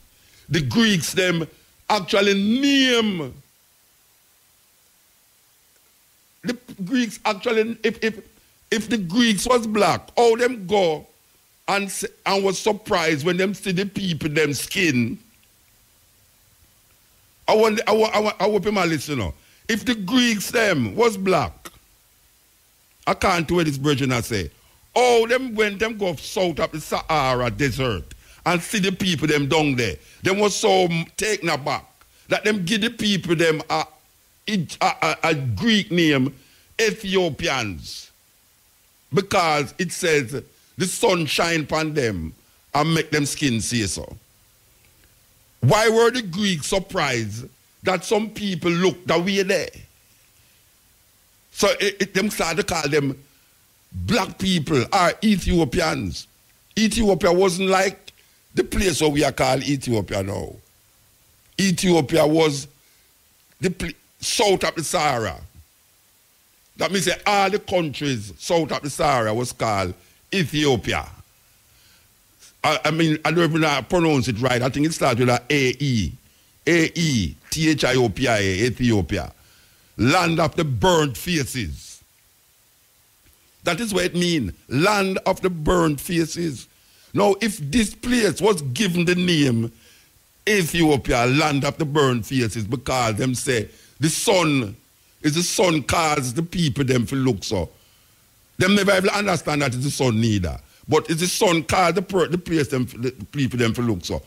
Or would they be surprised? What is it in Europe that could give these people the color that them could have called the other people them Ethiopians? I mean, if you tell me, say, black people go to Europe and mix up with white people just like now, because we know black people going to Europe and mix up with white people. But to tell me outrightly now, say I must accept the reversal that all the Greeks were black, all the nobles of Europe were black, King James was black, Shakespeare was black, Socrates was black, Homer was black, Alexander was black. Man, I don't care if they're in Oxford University. I don't care if they're in a Cambridge University. And furthermore, what does that mean now? What does that mean? Because now we have to rewrite the whole of the historical things now. What would that mean to us as African people now? What does that mean now? That we must now embrace European. Queen Elizabeth is what? I mean, Queen Elizabeth II. Queen Elizabeth II, Victoria. I mean, all these women, Victoria, Queen Victoria was responsible for those slave things were going on there, so. Because Hawkins, Christopher Columbus, King Ferdinand and Queen Isabella, me must know say these people was black people. The nobles of Europe was black people. I mean, brethren, really think about it, man. Don't go over the other side, man. Don't get so enthused and go over to the other side now by saying no. You are going to now totally ignore the whiteness of Europe and say Europe was black. I can understand African people going into Europe and white people going into Africa and mix up the whole thing. But you're going to show me now, say, all the nobles of Europe was white people, was black people. So when you say, no, black people go in Europe and rule the white people them, because according to the brethren, it's the little commoners them was white. So black people go in Europe and rule the white people them, and white people go in Africa and rule the black people them. Very interesting. Very, very interesting. You know, the same people them would tell you, say, in Europe, Henry, the nobles, you could be put to death for homosexuality in Europe, in England too. There was a time when you could be put to death. Now, the same people them who did I tell you, say, it's a death sentence for homosexuality. Now I tell you, say, you better accept it, you know, or else. Me had to get through this morning if we never get through no other morning. The conversation that you have with the person with lies and madness, man. But before we just do that, we just have to say one of the livicated listeners to the Cutting Edge program, the sister in Marva, Brady from St. John's Road, Spanish Town, unfortunately passed away on Monday the 15th of May, you know? So, condolences to the family of Marva Brady. You know, my parents started at Friendship Government School and her siblings, brother, and, you know, she passed away. And she used to teach at school too, you know? Some cervical cancer. Condolences to the Brady with Spanish Town, St. John's Road, and so Central Kingston. A total liar with no business whether he want to talk about him so-called Cambridge or Oxford or whatever, because them tell some of the biggest lies. But It's an outright lie. As you say, the word Ethiopia, land of the burnt faces, it refers to the continent of Africa, you know. So if the Greeks were so-called black, so-called African, there would be no need for them to describe the inhabitants of the continent as burnt faces. Yeah, a madness. It's a madman. I mean, it's a lunatic, and this is the kind of lies. And like you said, it's not the first I've heard these lies, you know, about Shakespeare and James. Mandingo, I can tell you something. Yeah. Me and you know, say anytime we are come up, we get all sort of information. Them information, they are when me go a Kinson technical. But me no repeat them information there, you know. Because me know say them intervention is some counteraction to some counteraction. Exactly. You know, see, it's not a counteraction, you know. It's a counteraction to a counteraction. Exactly. Because we have say certain things, a man come back and say certain things, and they have to come back now, come say, but watch you know, this is how it go. And then put it in a big book them, in a big university them, for you now as a youth now, come say, but rotted. But the black people did rule America. A black people did rule Europe. Yeah. It's only you know what get me kind of little upset is when them say is the peasant them was white. It's only the peasant. Me say, so which part the white people the commoners, as they call them, which is the vast majority of the population. It's a total lie. Because I'm talking about the James thing. James the first of England was the same James VI of Scotland. And he succeeded to the throne when Elizabeth, his cousin, passed away. The second. James was the only son of Mary, Queen of Scots, and her second husband, Henry Stuart, also known as Lord Darnley. And both Mary and Darnley were great-grandchildren of Henry VII of England, the older sister of Henry VIII. And they're all European. No, but him say you have other pictures now. This is madness. But, Brethren, may I ask you a question? You never see pictures where them show you say, see, the King James is a black man. You never see the picture there yet? You never see it yet?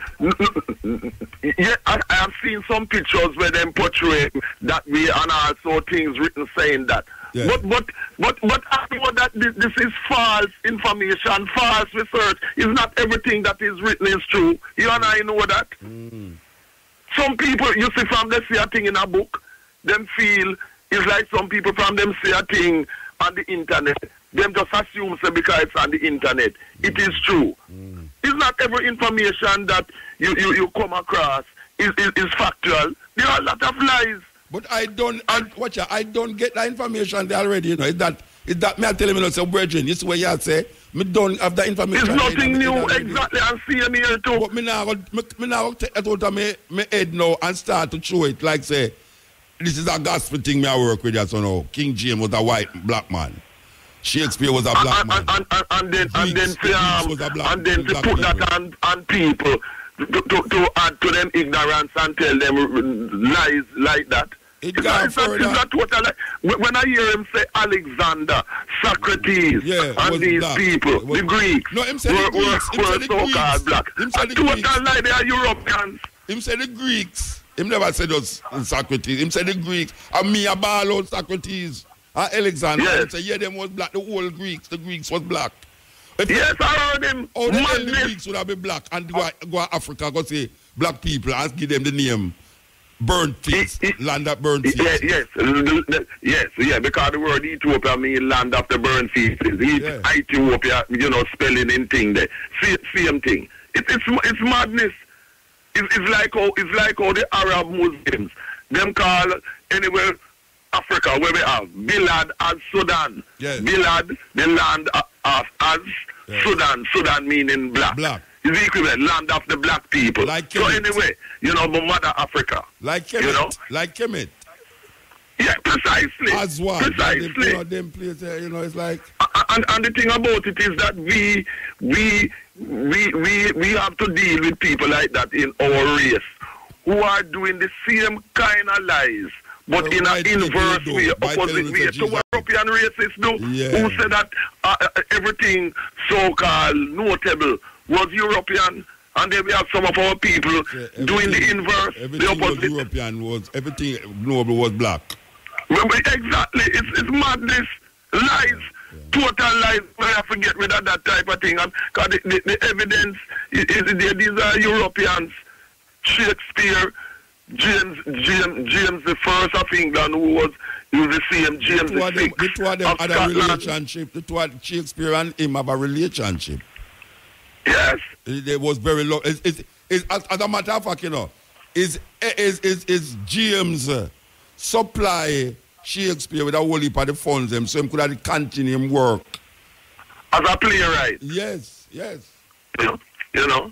I mean, madness. And you were talking about the money situation earlier with the Rothschilds and so on. So, as you and I know, maybe them black too. What happens is that what the Europeans have done in going across the world from attacking the 15th century now with criminals like Columbus and so on, is that one of the ways in which they subjugate the world economically now, using the economic thing, is to destroy the currency system of Africans and others and impose their own currency system.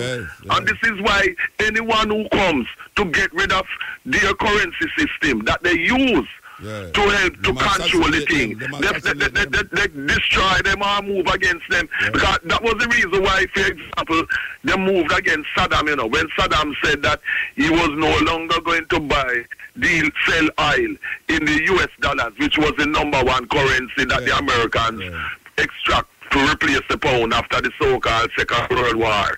And that was a threat to the Americans. Because Saddam was going to deal with it in euros, and the Americans never wanted it. And then later on, now when Gaddafi, the Arab Muslim, come with the dinar to use the gold as the thing. Because remember, you know, it's counterfeit thing going on because about 1971, thereabouts, when the Americans no longer had any gold to back their currency, by decree, by fiat, that criminal Richard Nixon just started to print money. So ever since from 1971, they've been printing money, doing counterfeiting. But if me and you and anyone else print money, we go to prison. Of course. So the whole thing has been based upon counterfeiting from Richard Nixon. The more money them print is the more your money the value, you know. Precisely, and this is why the only way, you notice all of the so-called finance ministers of Jamaica, whether them are PNP or GLP, they have never explained to our people in Jamaica how this whole system of foreign exchange, where them talking about our currency weak and that, how this came out. Because them is part and party to the whole con and deception. Remember when them changed in 1969 from the pound to the Jamaican dollar, 1969, that time you and I going to Kingston Technical. The exchange rate was 2 Jamaican dollars to 1 English pound, you know. And it's almost 200 to 1 now. It's a whole con. They deliberately destroyed and got rid of the currencies in Africa and the rest of Asia and the rest of the world, and imposed their own currency as a way of helping to rob people. And the only way out of this thing, and they use the IMF and the World Bank, which are their institutions, to keep people in economic bondage and political bondage. And the way that we can get rid of their economic control and strangulation of our African people and other people of the world is by getting rid of their false counterfeit currency system with them dollars and them pounds and that type of thing.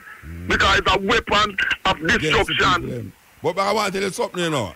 A very important thing the man say, you know, is that, all right, the gold was there, you know, and what them do is make some paper because them find out, say, the gold too heavy.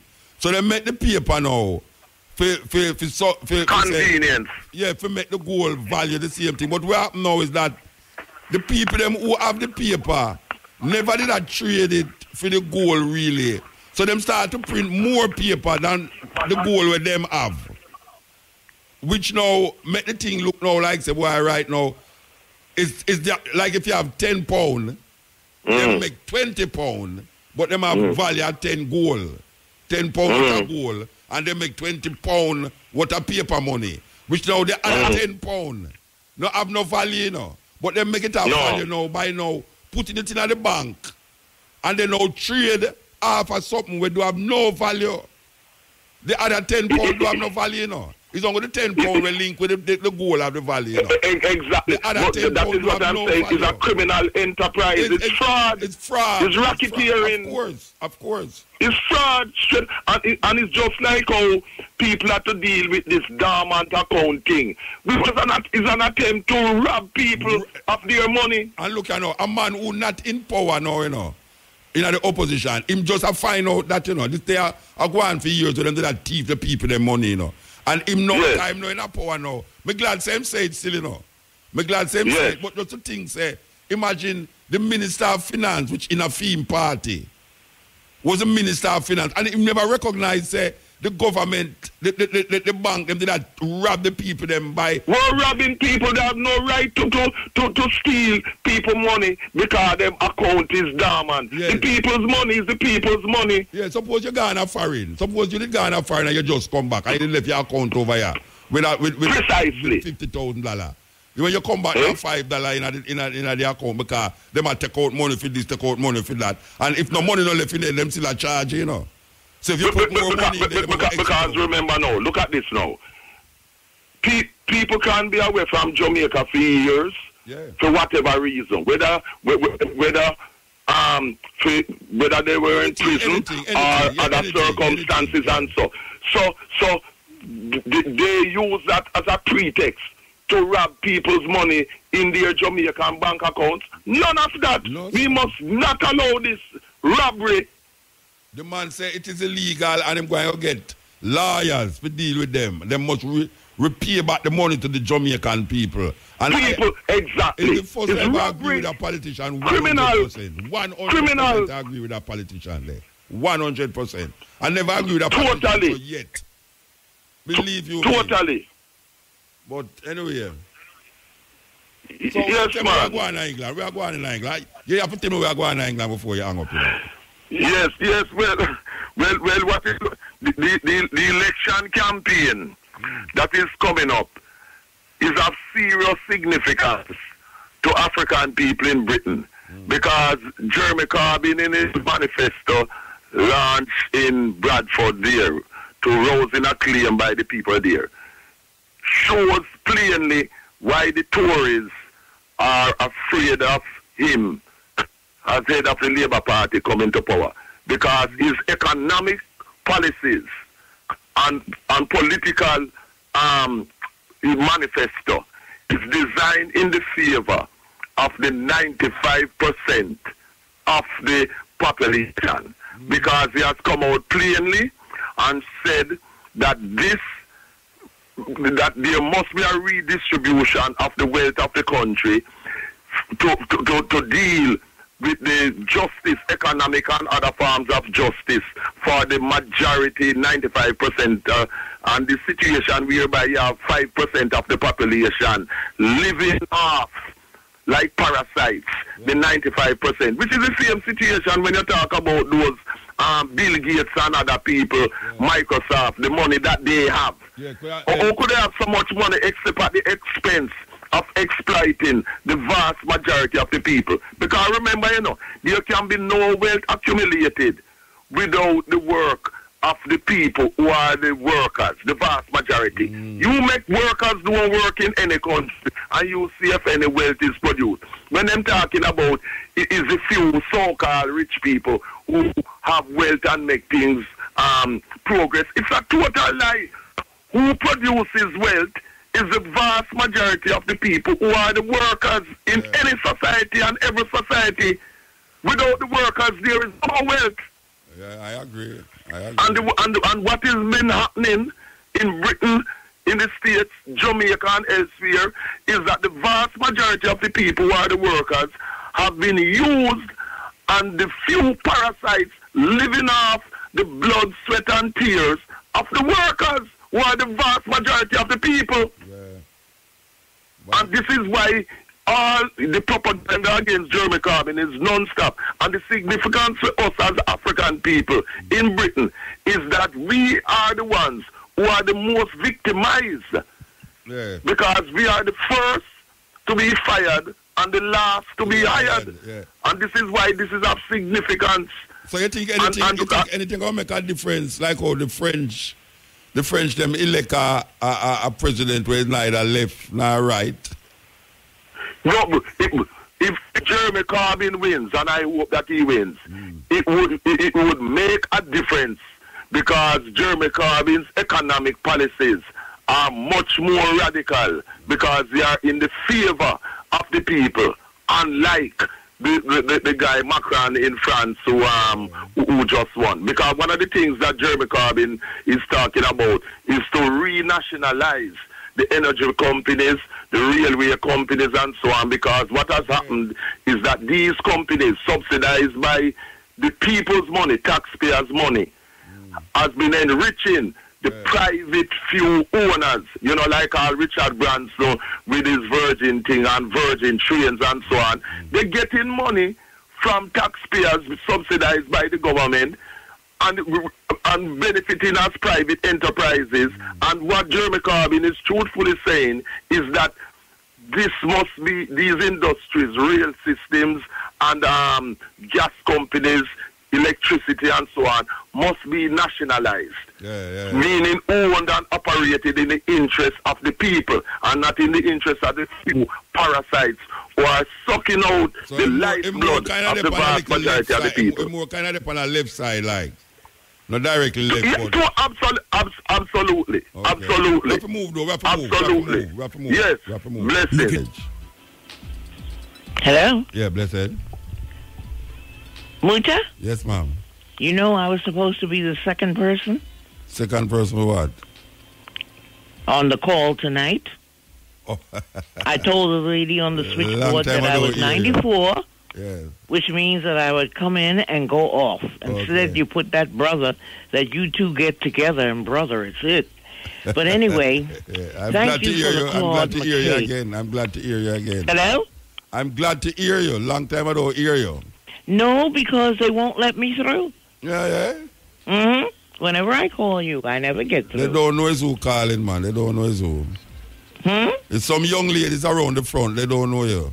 I tell them I'm 94. Yeah, okay.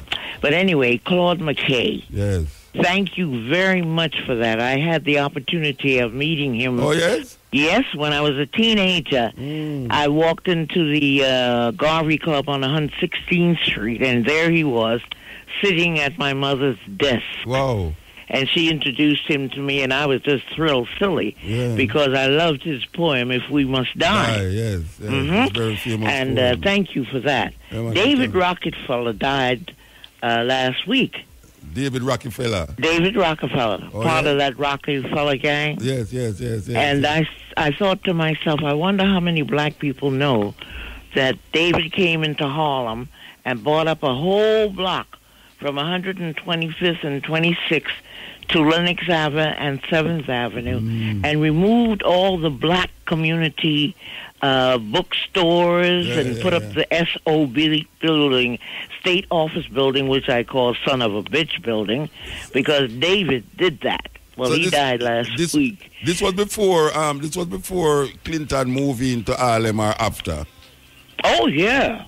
It was before? Yeah, because I think I was in my 30s or 40s then. Okay. Oh, that's from them time. Okay. In fact, the State Office building was quite beautiful by the time they came in. Beautiful building. Yeah. And as for King James, John Clark, Professor John Clark, and Brother Joe Cannon, they said that King James was called crazy because he married a black woman. Now, one of his women. Who's that? No, I said that. You remember that? One of his women. One of his wives. Yeah, yeah. Okay, well, she was a black woman, and that's why they called him crazy. Because he married a black woman. Yeah, she was a black woman. Okay. He was white, but she was a black woman. But, yeah, the guy saying he was white and... Yeah, well, you know, he has his opinion. Yeah. And it's nice to be gracious to us crazy people. By marrying one of us. Yes. Yeah, yeah. And then in Revelations 1:14, you find the black Jesus. Yes. So you know woolly about that and group. Woolly hair and... Yes, and dark feet. Bronze of skin. And then if you have a Quran, read Surah or chapter Cave, and you'll find who is what. Yes. Okay? Yeah, okay. Now I'm gone, but my phone bill is going to be big, and I'm going to send it to you. Okay, beautiful. We will absorb it. We will absorb it. Listen, you know, you were on the stage when they installed me as Queen Mother, right? Yes. Well, would you let me know tomorrow about that thing on Friday, 3 p.m. at UE? Yes, they're unveiling a Marcus Garvey statue. Yeah, I'm thrilled. Yeah, I'm thrilled too. But as Queen Mother, nobody will invite me, see? Oh, yeah? No. I must talk to Dr. Barnett about that. Wonderful. He's come to my Kwanzaa, so he knows me. Yeah, he might be listening to, He might be listening. Okay. Yeah, so I'd like to be there. Yes, okay, I'll tell him. Okay, darling. Okay, give time. Good night. Yes, good night. Yeah, that was Sister Samad, 90-year-old. Always listening to the cutting edge, right up to the end. Because you should talk about the Claude Mckay. The Claude Mckay thing was played at something to 11. And now it's something to 2. And she's still there with me. How can we resist that? May I tell you, cutting edge. King James woman, them was black.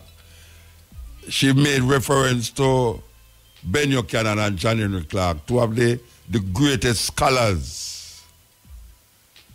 African scholars, Pan-Africanist scholars you will ever find anywhere on this planet. John Henry Clark and Ben Buchanan, who, for those of you who know, that we brought Ben Buchanan here twice. Twice we brought Ben Buchanan here in St. Anne here. So, take a note of that. Take a note of that. Believe you me. This is the cutting edge on RFM. Yes, El. Motor, yes. So I had this pressing question. The sister from the tambourine gang, them let her out, right? Who this? This is Chris. I actually just speak to you a little while ago. Chris from Kingston. Okay. Are you talking about the white, this and the white that a while ago? No, man. We call you after him. Oh, after the year. Yeah. Oh, yeah. That's about the girl from the tambourine. Them choke the case. Yeah. So them let her out. So my other thing that I found out, this whole thing, let me talk to this lady from the DPP. Now, I didn't know that the DPP have the final word on throwing out any case that come into the court. So that to me is the sole reason, well, not the sole reason, but one of the reasons why you don't find that there's so much unfinished case in the court. Because what? It's kind of crazy, because no matter about one person cannot be judge, jury, and executioner when them themselves have the authority to do the same thing. So you feel said the DPP was a judge, jury, and executioner? Well, I mean, them are not just in that case, but them have, especially if them say them don't want this here case for going at the court because they want to protect certain high-end officials or whatever the case may be, then that then play a certain role in it. Well, I don't have a clue about that aspect of the thing, Bridget. I can't talk. Yeah, I was listening to another radio station today, and one of the ladies from that department, she actually said it. Okay. So it coming straight from the horse's mouth, basically. So it gives you certain answers as to why certain cases are not unsolved, or you don't hear nothing about them. It again, yeah. Yeah. Like the first police. Another thing, there's a commercial that played earlier on tonight during the commercial break where them asking they're going to ask the kids the reason why the Chinese are in Jamaica is with a new type of colonialism. Running African. So, my thing now is would I like everybody for kind of wake up to one of your old poem them, where with Christopher Columbus or him come here and smile up in your face, and then all of the bad things happen. Yeah. Well, you say, why we now go see it as colonialism? Because it don't come with slavery. You know how we know it. So we have to think outside of the box right now about how colonialism, how the neo-colonialism exists.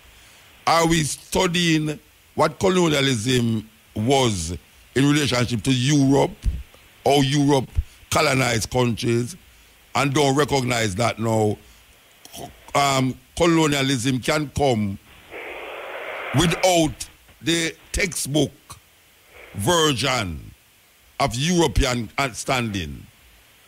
In other words, now, the Chinese don't have to use what the Europeans, or how the Europeans do it, to colonize somewhere and call it colonization. It's just that we now go call it so because it's not Europeans that do it, and how them come. How the Chinese come now, it make it look like it's not colonialism.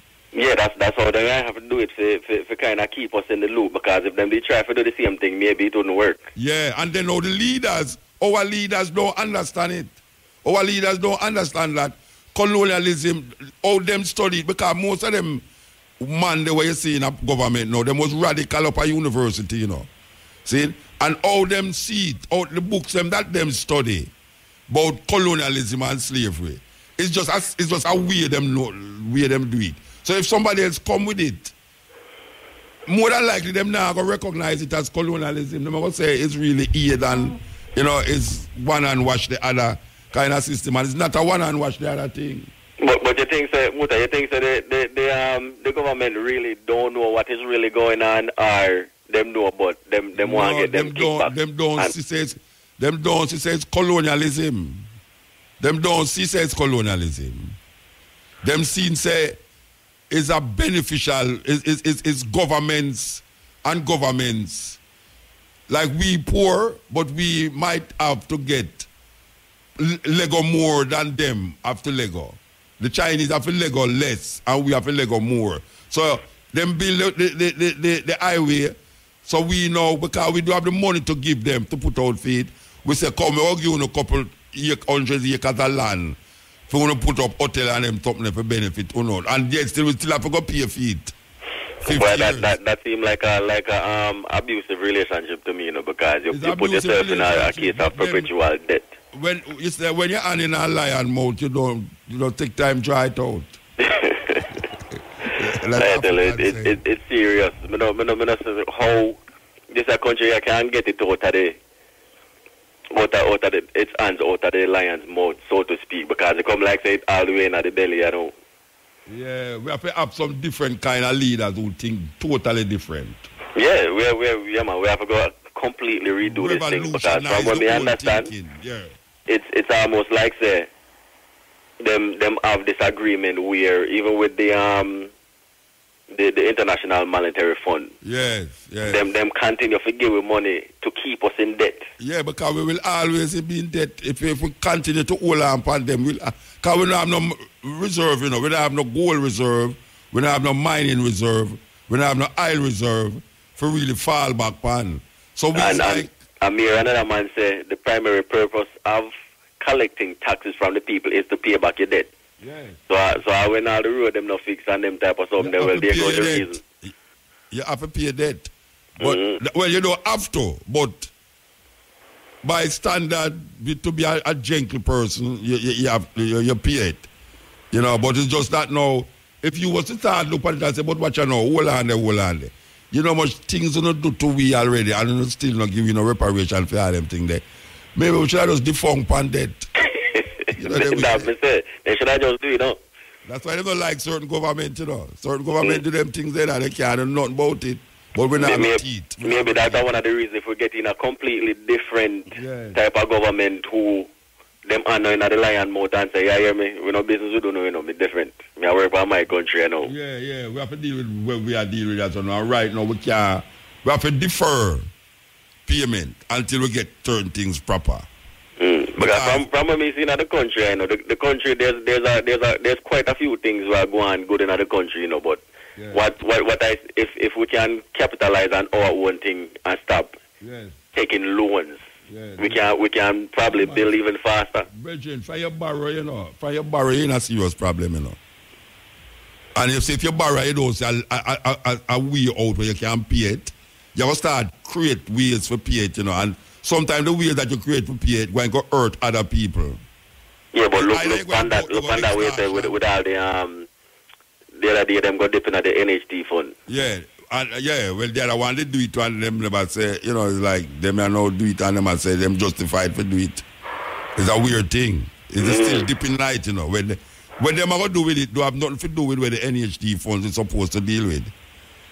You understand? But them not justified. Because when the other one they do it, you know, you remember them did a ball out?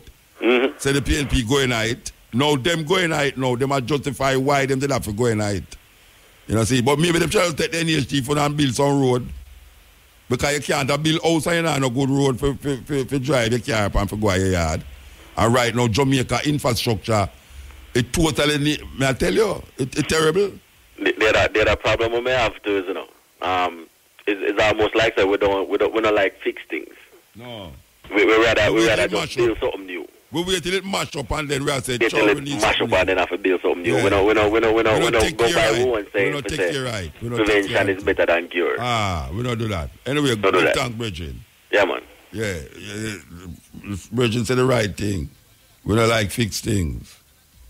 You know, we want to wait till it mash up and then we say, we want a new thing. So the ones in the west will never move east and feel like a dear town. Get tricked by the beast, but the way them go flee when the monster is fully grown. Solomonic lineage where them think can defeat and them coulda never clown. Yes, Ian. Yes, Muta, hello. Blessed man. Yeah, man, first time for your program. I call from Westmoreland. All right, sir. Call from Westmoreland, from Belmont. Why you call tonight? Tell me. First time for your program. No, why you call tonight? Yeah, I call to tell about the Jacoby thing there. Friday. Okay. Yeah, man. It's a nice show, you know. Yeah, man. It was wonderful, don't it? Yeah, man. So I wonder if we get a bigger venue still next year. No, watch out. I rename that road James Jack Ruby Avenue, you know. Yeah. So forget it, a bigger venue. The possibility is yes, but you know, it in keeping with the concept and the ideas. Yeah. So we really designed to keep it. Pan Jack Ruby Avenue, you know, since it's a rename, you know. I mean, it's small still because I don't listen to a whole lot of people. Maybe about 2,000-3,000 people. They did 4,000 people, you know. Yeah, man. Because it's all done, you know. We're going to call about next time still. But I second time I attend it still, you know. Yeah, but the thing is, you can't pass the people, man. No, but at 2 time it keep, you know. So you're there all the while. Yeah, man, they let me show it on the edge there, you know. Yeah. And the red, green, and gold glass there. Yeah, man, but Mr. Seven, you grow now big, and, you know, man, you know, when you brush up against them and all them things, and man, you lock the place, you know. You can't pass go even by a soda. Them know say Ninja Man driving. Mr. Ninja Man driving Mercedes-Benz from around the back stage, go right up to the front up of the clock. Yeah, man, and then the bike man, them again, man. They must want to run over the people, man. I tell you, first time did a good order, but I don't know what happened there. Yeah. You know, yeah. I just that more and show you thing. I call about Annie and I still because I want to talk to you about other things. The same bank business. Yeah, man. Where bank teach your money. All right, give thanks, sir. Give thanks. Yeah. Yes, credit done just in time. Yes, so here we are saying so now. You know, so we're going to forward there, so from 2 to 5:45 with the stepping razor, the art of war, you know. We have a total different program lineup. We have some interview, I think we want to interview, I don't sure if I will get him, the commissioner of police. I wonder if Shamara get him. Maybe I'm going to tell the same not ready yet. From 2 weeks now, we are trying to get him still, but he never come still. Him look like him really want to do the interview with us. We're glad that him really want to do it. I can't tell we hear. Say him really is not, you know, against doing it. So we hope, if not this week, next week. You know, so we hope for that. Yes, Ian. Yeah, a long time I sit up on the wall and watch it, you know. That me I say. Years. But you come off of the wall now because we're going to lick it down, you know. Yeah, but, I mean, I'm going to be loved no more, but that's going to help Trump to break no more wall in this world. All right. No, thank you very much. I just happened to be passing by, around by the Jack Ruby area. And so... When? Today or Friday? Yeah, on Friday. You're just passing by? I tell you the truth, man. I'm an 85-year-old man. Make oh, gosh, 85. And they up here now, them hours they listen to continue. Yeah, look, the man. No, I listen to Muta because Muta teach a certain amount of people, a certain amount of things. But it teach the world. And who want to catch on. Okay. Yeah? All right. And believe you me, I didn't go too far because I'm glad my wife is asleep because all she can remember about you is that you have the 10 things then down by the ground. No, 10 things, them. I'm a foot your top. That's what you have done by the ground is what you have over your head. And what you have in the mouth and passing mouth to the younger one, them. All right, sir. All right, you see. So and you're 85. Yeah, me have old people listen to me them all the night, man. That's out there who want to talk to you. A lady just called me, she's 94, you know. I tell you, look, man, you are a special person. Yeah. Don't give it up. No, all right, sir. All right. Take care. Yes, man, may I tell you, 85-year-old, 94-year-old, may I tell you, Muta, you're going sweet at the night, yeah, man. Trust me. Not to mention the teenager, them where each up them phone in them ears and listen under them pillar because them don't want them parents to them and listen to the idiot Rasta. Sweet. Cutting edge. Him credit down. Eel. Yeah, Muta, just a quick thing. Yeah. You see, what the Chinese them do, of course, it's not colonialism. It is neo-colonialism. I me say. Me kind of realize that's a colonialism. It's neo-colonialism. Yes, neo-colonialism. And our African people to know how that operate. When they use economics. Well, that's what I say. And propaganda.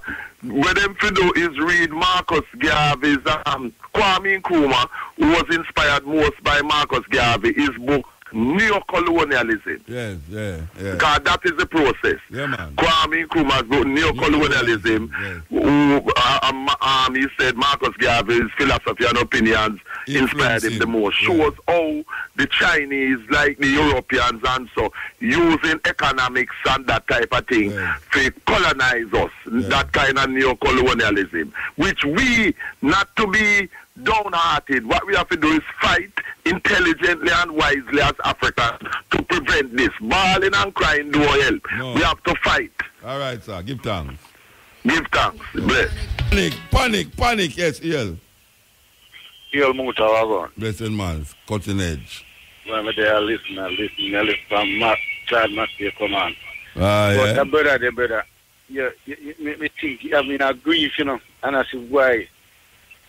And then man, they sell back the race, make some people give up on, black people give up on, mad, you know, brother. Oh, you mean the brother with everybody white? Yeah. I mean black? All right. The nobles? Muta, every man must realize. The art of reading is to analyze, don't it? Yeah. When you read a book, you're supposed to have, try to learn to analyze what is factual from what is fiction. What is fiction from non-fiction, don't it? Yeah. If you ever read a book where you grow up in a society where you know your race and know, you learn a basic school about history. Even though we learn history after slavery then.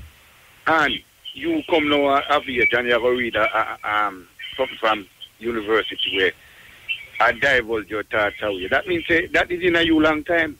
I think there's a need in a certain people right now for right now feel that the greatness of Europe or European nobility could not be what it was if you never have black people that govern it. So there's a sense of wanting to be a part of that in your mind.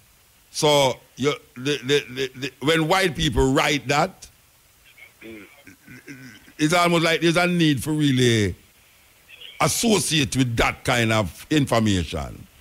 You know, we want to identify with those information that, yes, black people did take part in the nobility of these places, and I don't know what Chinese people is.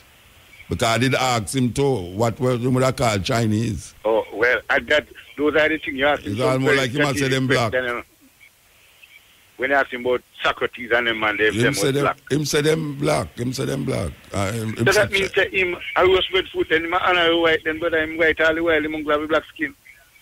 Because you can only read and accept what in you, In analyzing the real facts of reading. I understand. Well, you hear Mama Sima just come clarify something a while ago. Yeah, very me. I listen She said King James did marry to a black woman. Yeah. But him was white. Yeah. And she talked about her knowledge from two eminent scholars. Black scholars. Yeah. John Henry Clark and Ben Buchanan. Oh, two greatest so argument done. Argument done. Yeah, man, she concluded everything there, so. Yeah, argument done. So, me right here clearly when she said King James is married to the white woman, no, a black woman. To the black woman, yeah. What is that? Let me not denounce him or what? Yeah, them say, no, the argument is that, them would have denounced him. Of course, them would have denounced him. Like Moses, a country Bible, Moses, he married to the Ethiopian woman. Yeah. They would have denounced him and say, why you couldn't marry somebody in your race? Now, when that virgin there, listen what she said. I think him here. I think most here, man. I'm not going to. Yeah, man, I work my listen. That's supposed to send a prick in a film cerebellum, my main part of my brain. Yeah. But I never expect him to say Alexander was black, I never expect him to say that, That's the way the man gone, brother. And when man like them, when black people, when you hear like them, that say that, keep them confused, Yeah. And you know what them use now? Them use the eminence at the university, them, and, Yeah, to make you feel like, say, you don't know where I say, because Cambridge University and Oxford University, much things them university they put out there, and them help perpetuate the lies. Right. Them university help perpetuate the lies against black people too. All right, now give me a similarity. I was my listen. It's like him growing father was an honest man and well hardworking. And when he become big, he might read a book where university said his father was a culprit and a thief and a pirate. You don't believe that today? Yeah, I don't know. You understand? I want to hear that, to show you the influence of university and name have against you. Them brethren, a whole heap of things we're reading at school, man. A whole heap of things I read still, I know. Me have some book on my yard and I read them, me have to discern for myself. Me have to look into it myself, If say, wait, it's like when I read the Bible. Even the Bible. I read the Bible to write it. I have to question certain things tonight, I can't take it and say, boy, right now, true, a big guys write this and men of God write it. I can't question it. No, man, not go so, man. I question everything. God write it, you have to put the right thing in there. Yes. Because certain things tonight, you can't accept it. There's no way. If he's an intelligent person who really think. Yeah.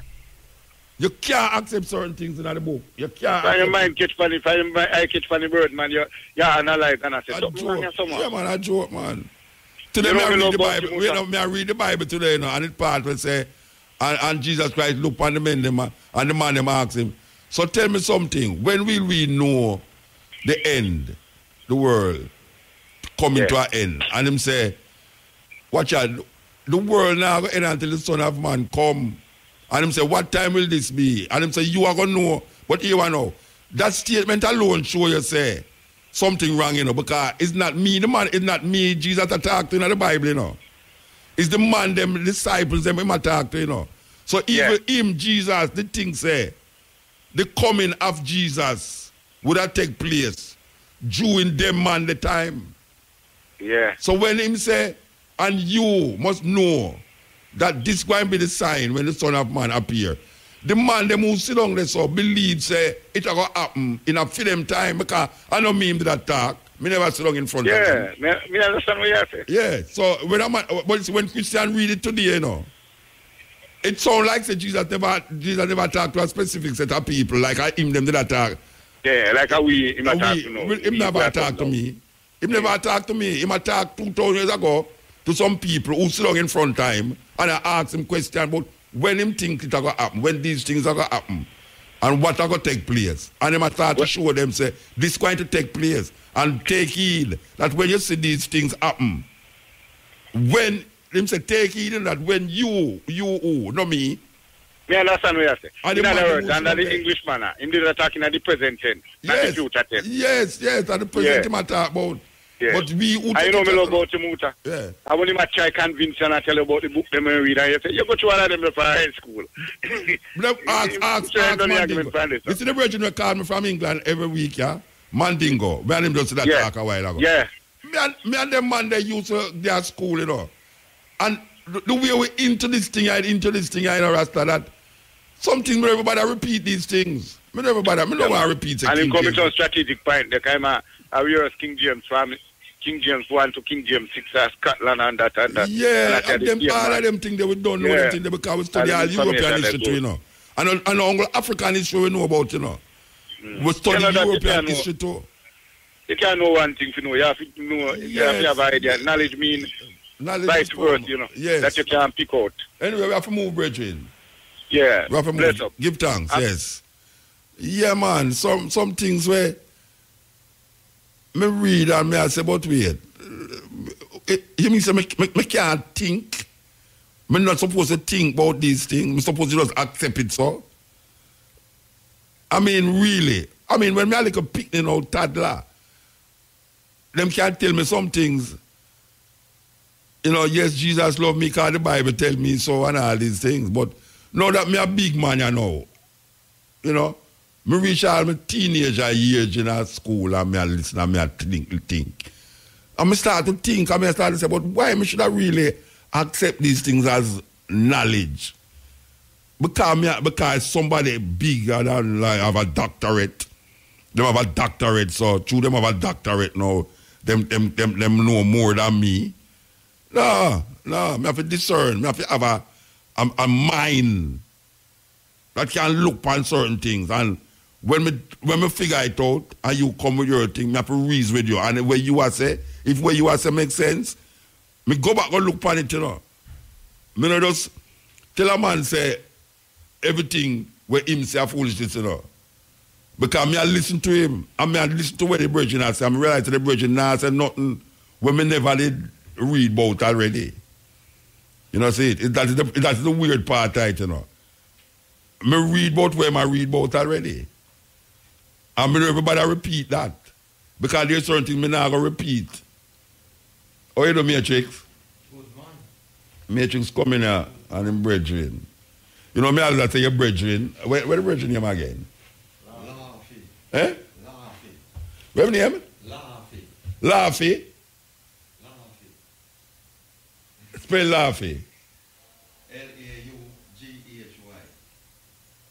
Laughy. Laffy. Laughy. Are that your real name? Not my real name, but... No, wait there. No, wait. Me ask you what your name and you tell me say not your real name. Devon your name. The way you talk about it not... Wait. When a man asks what my name, I say Muta Baruka, you think I know my real name, that? What is this man? I never name my mother give me, you know. I never name me give myself, you know. So is you give yourself Muta Baruka? That's not my name. The other name, I'm a mother name. So that's my driver's license? I'm a mother name upon the driver's license. I no business with that. When you talk to me, you say, what your name? I say, Muta Baruka. You know, see, just like when me say, my earth day. That's the day when me born. And my birthday is my mother day that. My mother give birth, so it's fair birthday. Me born the 25th of December, that's my earth day. The birthday is my mother day. My mother birthed me. So it's fair birthday that. Me and your earth day close. Eh? Me and your earth day. But you say your name Laffy. I me never see you laughing yet. Never see you laughing yet. But I know you always have vexed with Matrix, so. Look like him no shame ganja with you. Believe you me. Matrix, you're supposed to cheer your ganja in a region. Ganja, you can't go to jail again for the ganja where you walk with, you know. You see, a little piece of ganja you show him, Rasta. We can't go to jail for ganja again, you know. You know, your Peter that say, me nah go to jail for ganja no more. We can't have the ganja in your talking on all the radio. Say Matrix have ganja upon him, so now, and him no want to share it with him brethren. But they see on all the TV more, right? Yes. So why you don't want to share the ganja with your brethren, Rasta? Him stop smoke ganja? Eh? You stop smoke ganja? Why? And your wife calls you to stop smoking, you know. The man just get married and the wife say, look at her. Me accept the ear, you know. And me accept the little beard, you know. But you see the ganja thing, me know that, you know. The wife say, no, sir. The beard is all right, and the little ear per head is all right. But no, please, don't bring the ganja around me. So you're at it now. We give thanks to the moment and the energy, you know. So we are going to come forward here from 2 to 5:45 with the stepping razor. The art of war. So here we are going to that tune now. Believe you me. A long time I don't play that tune now.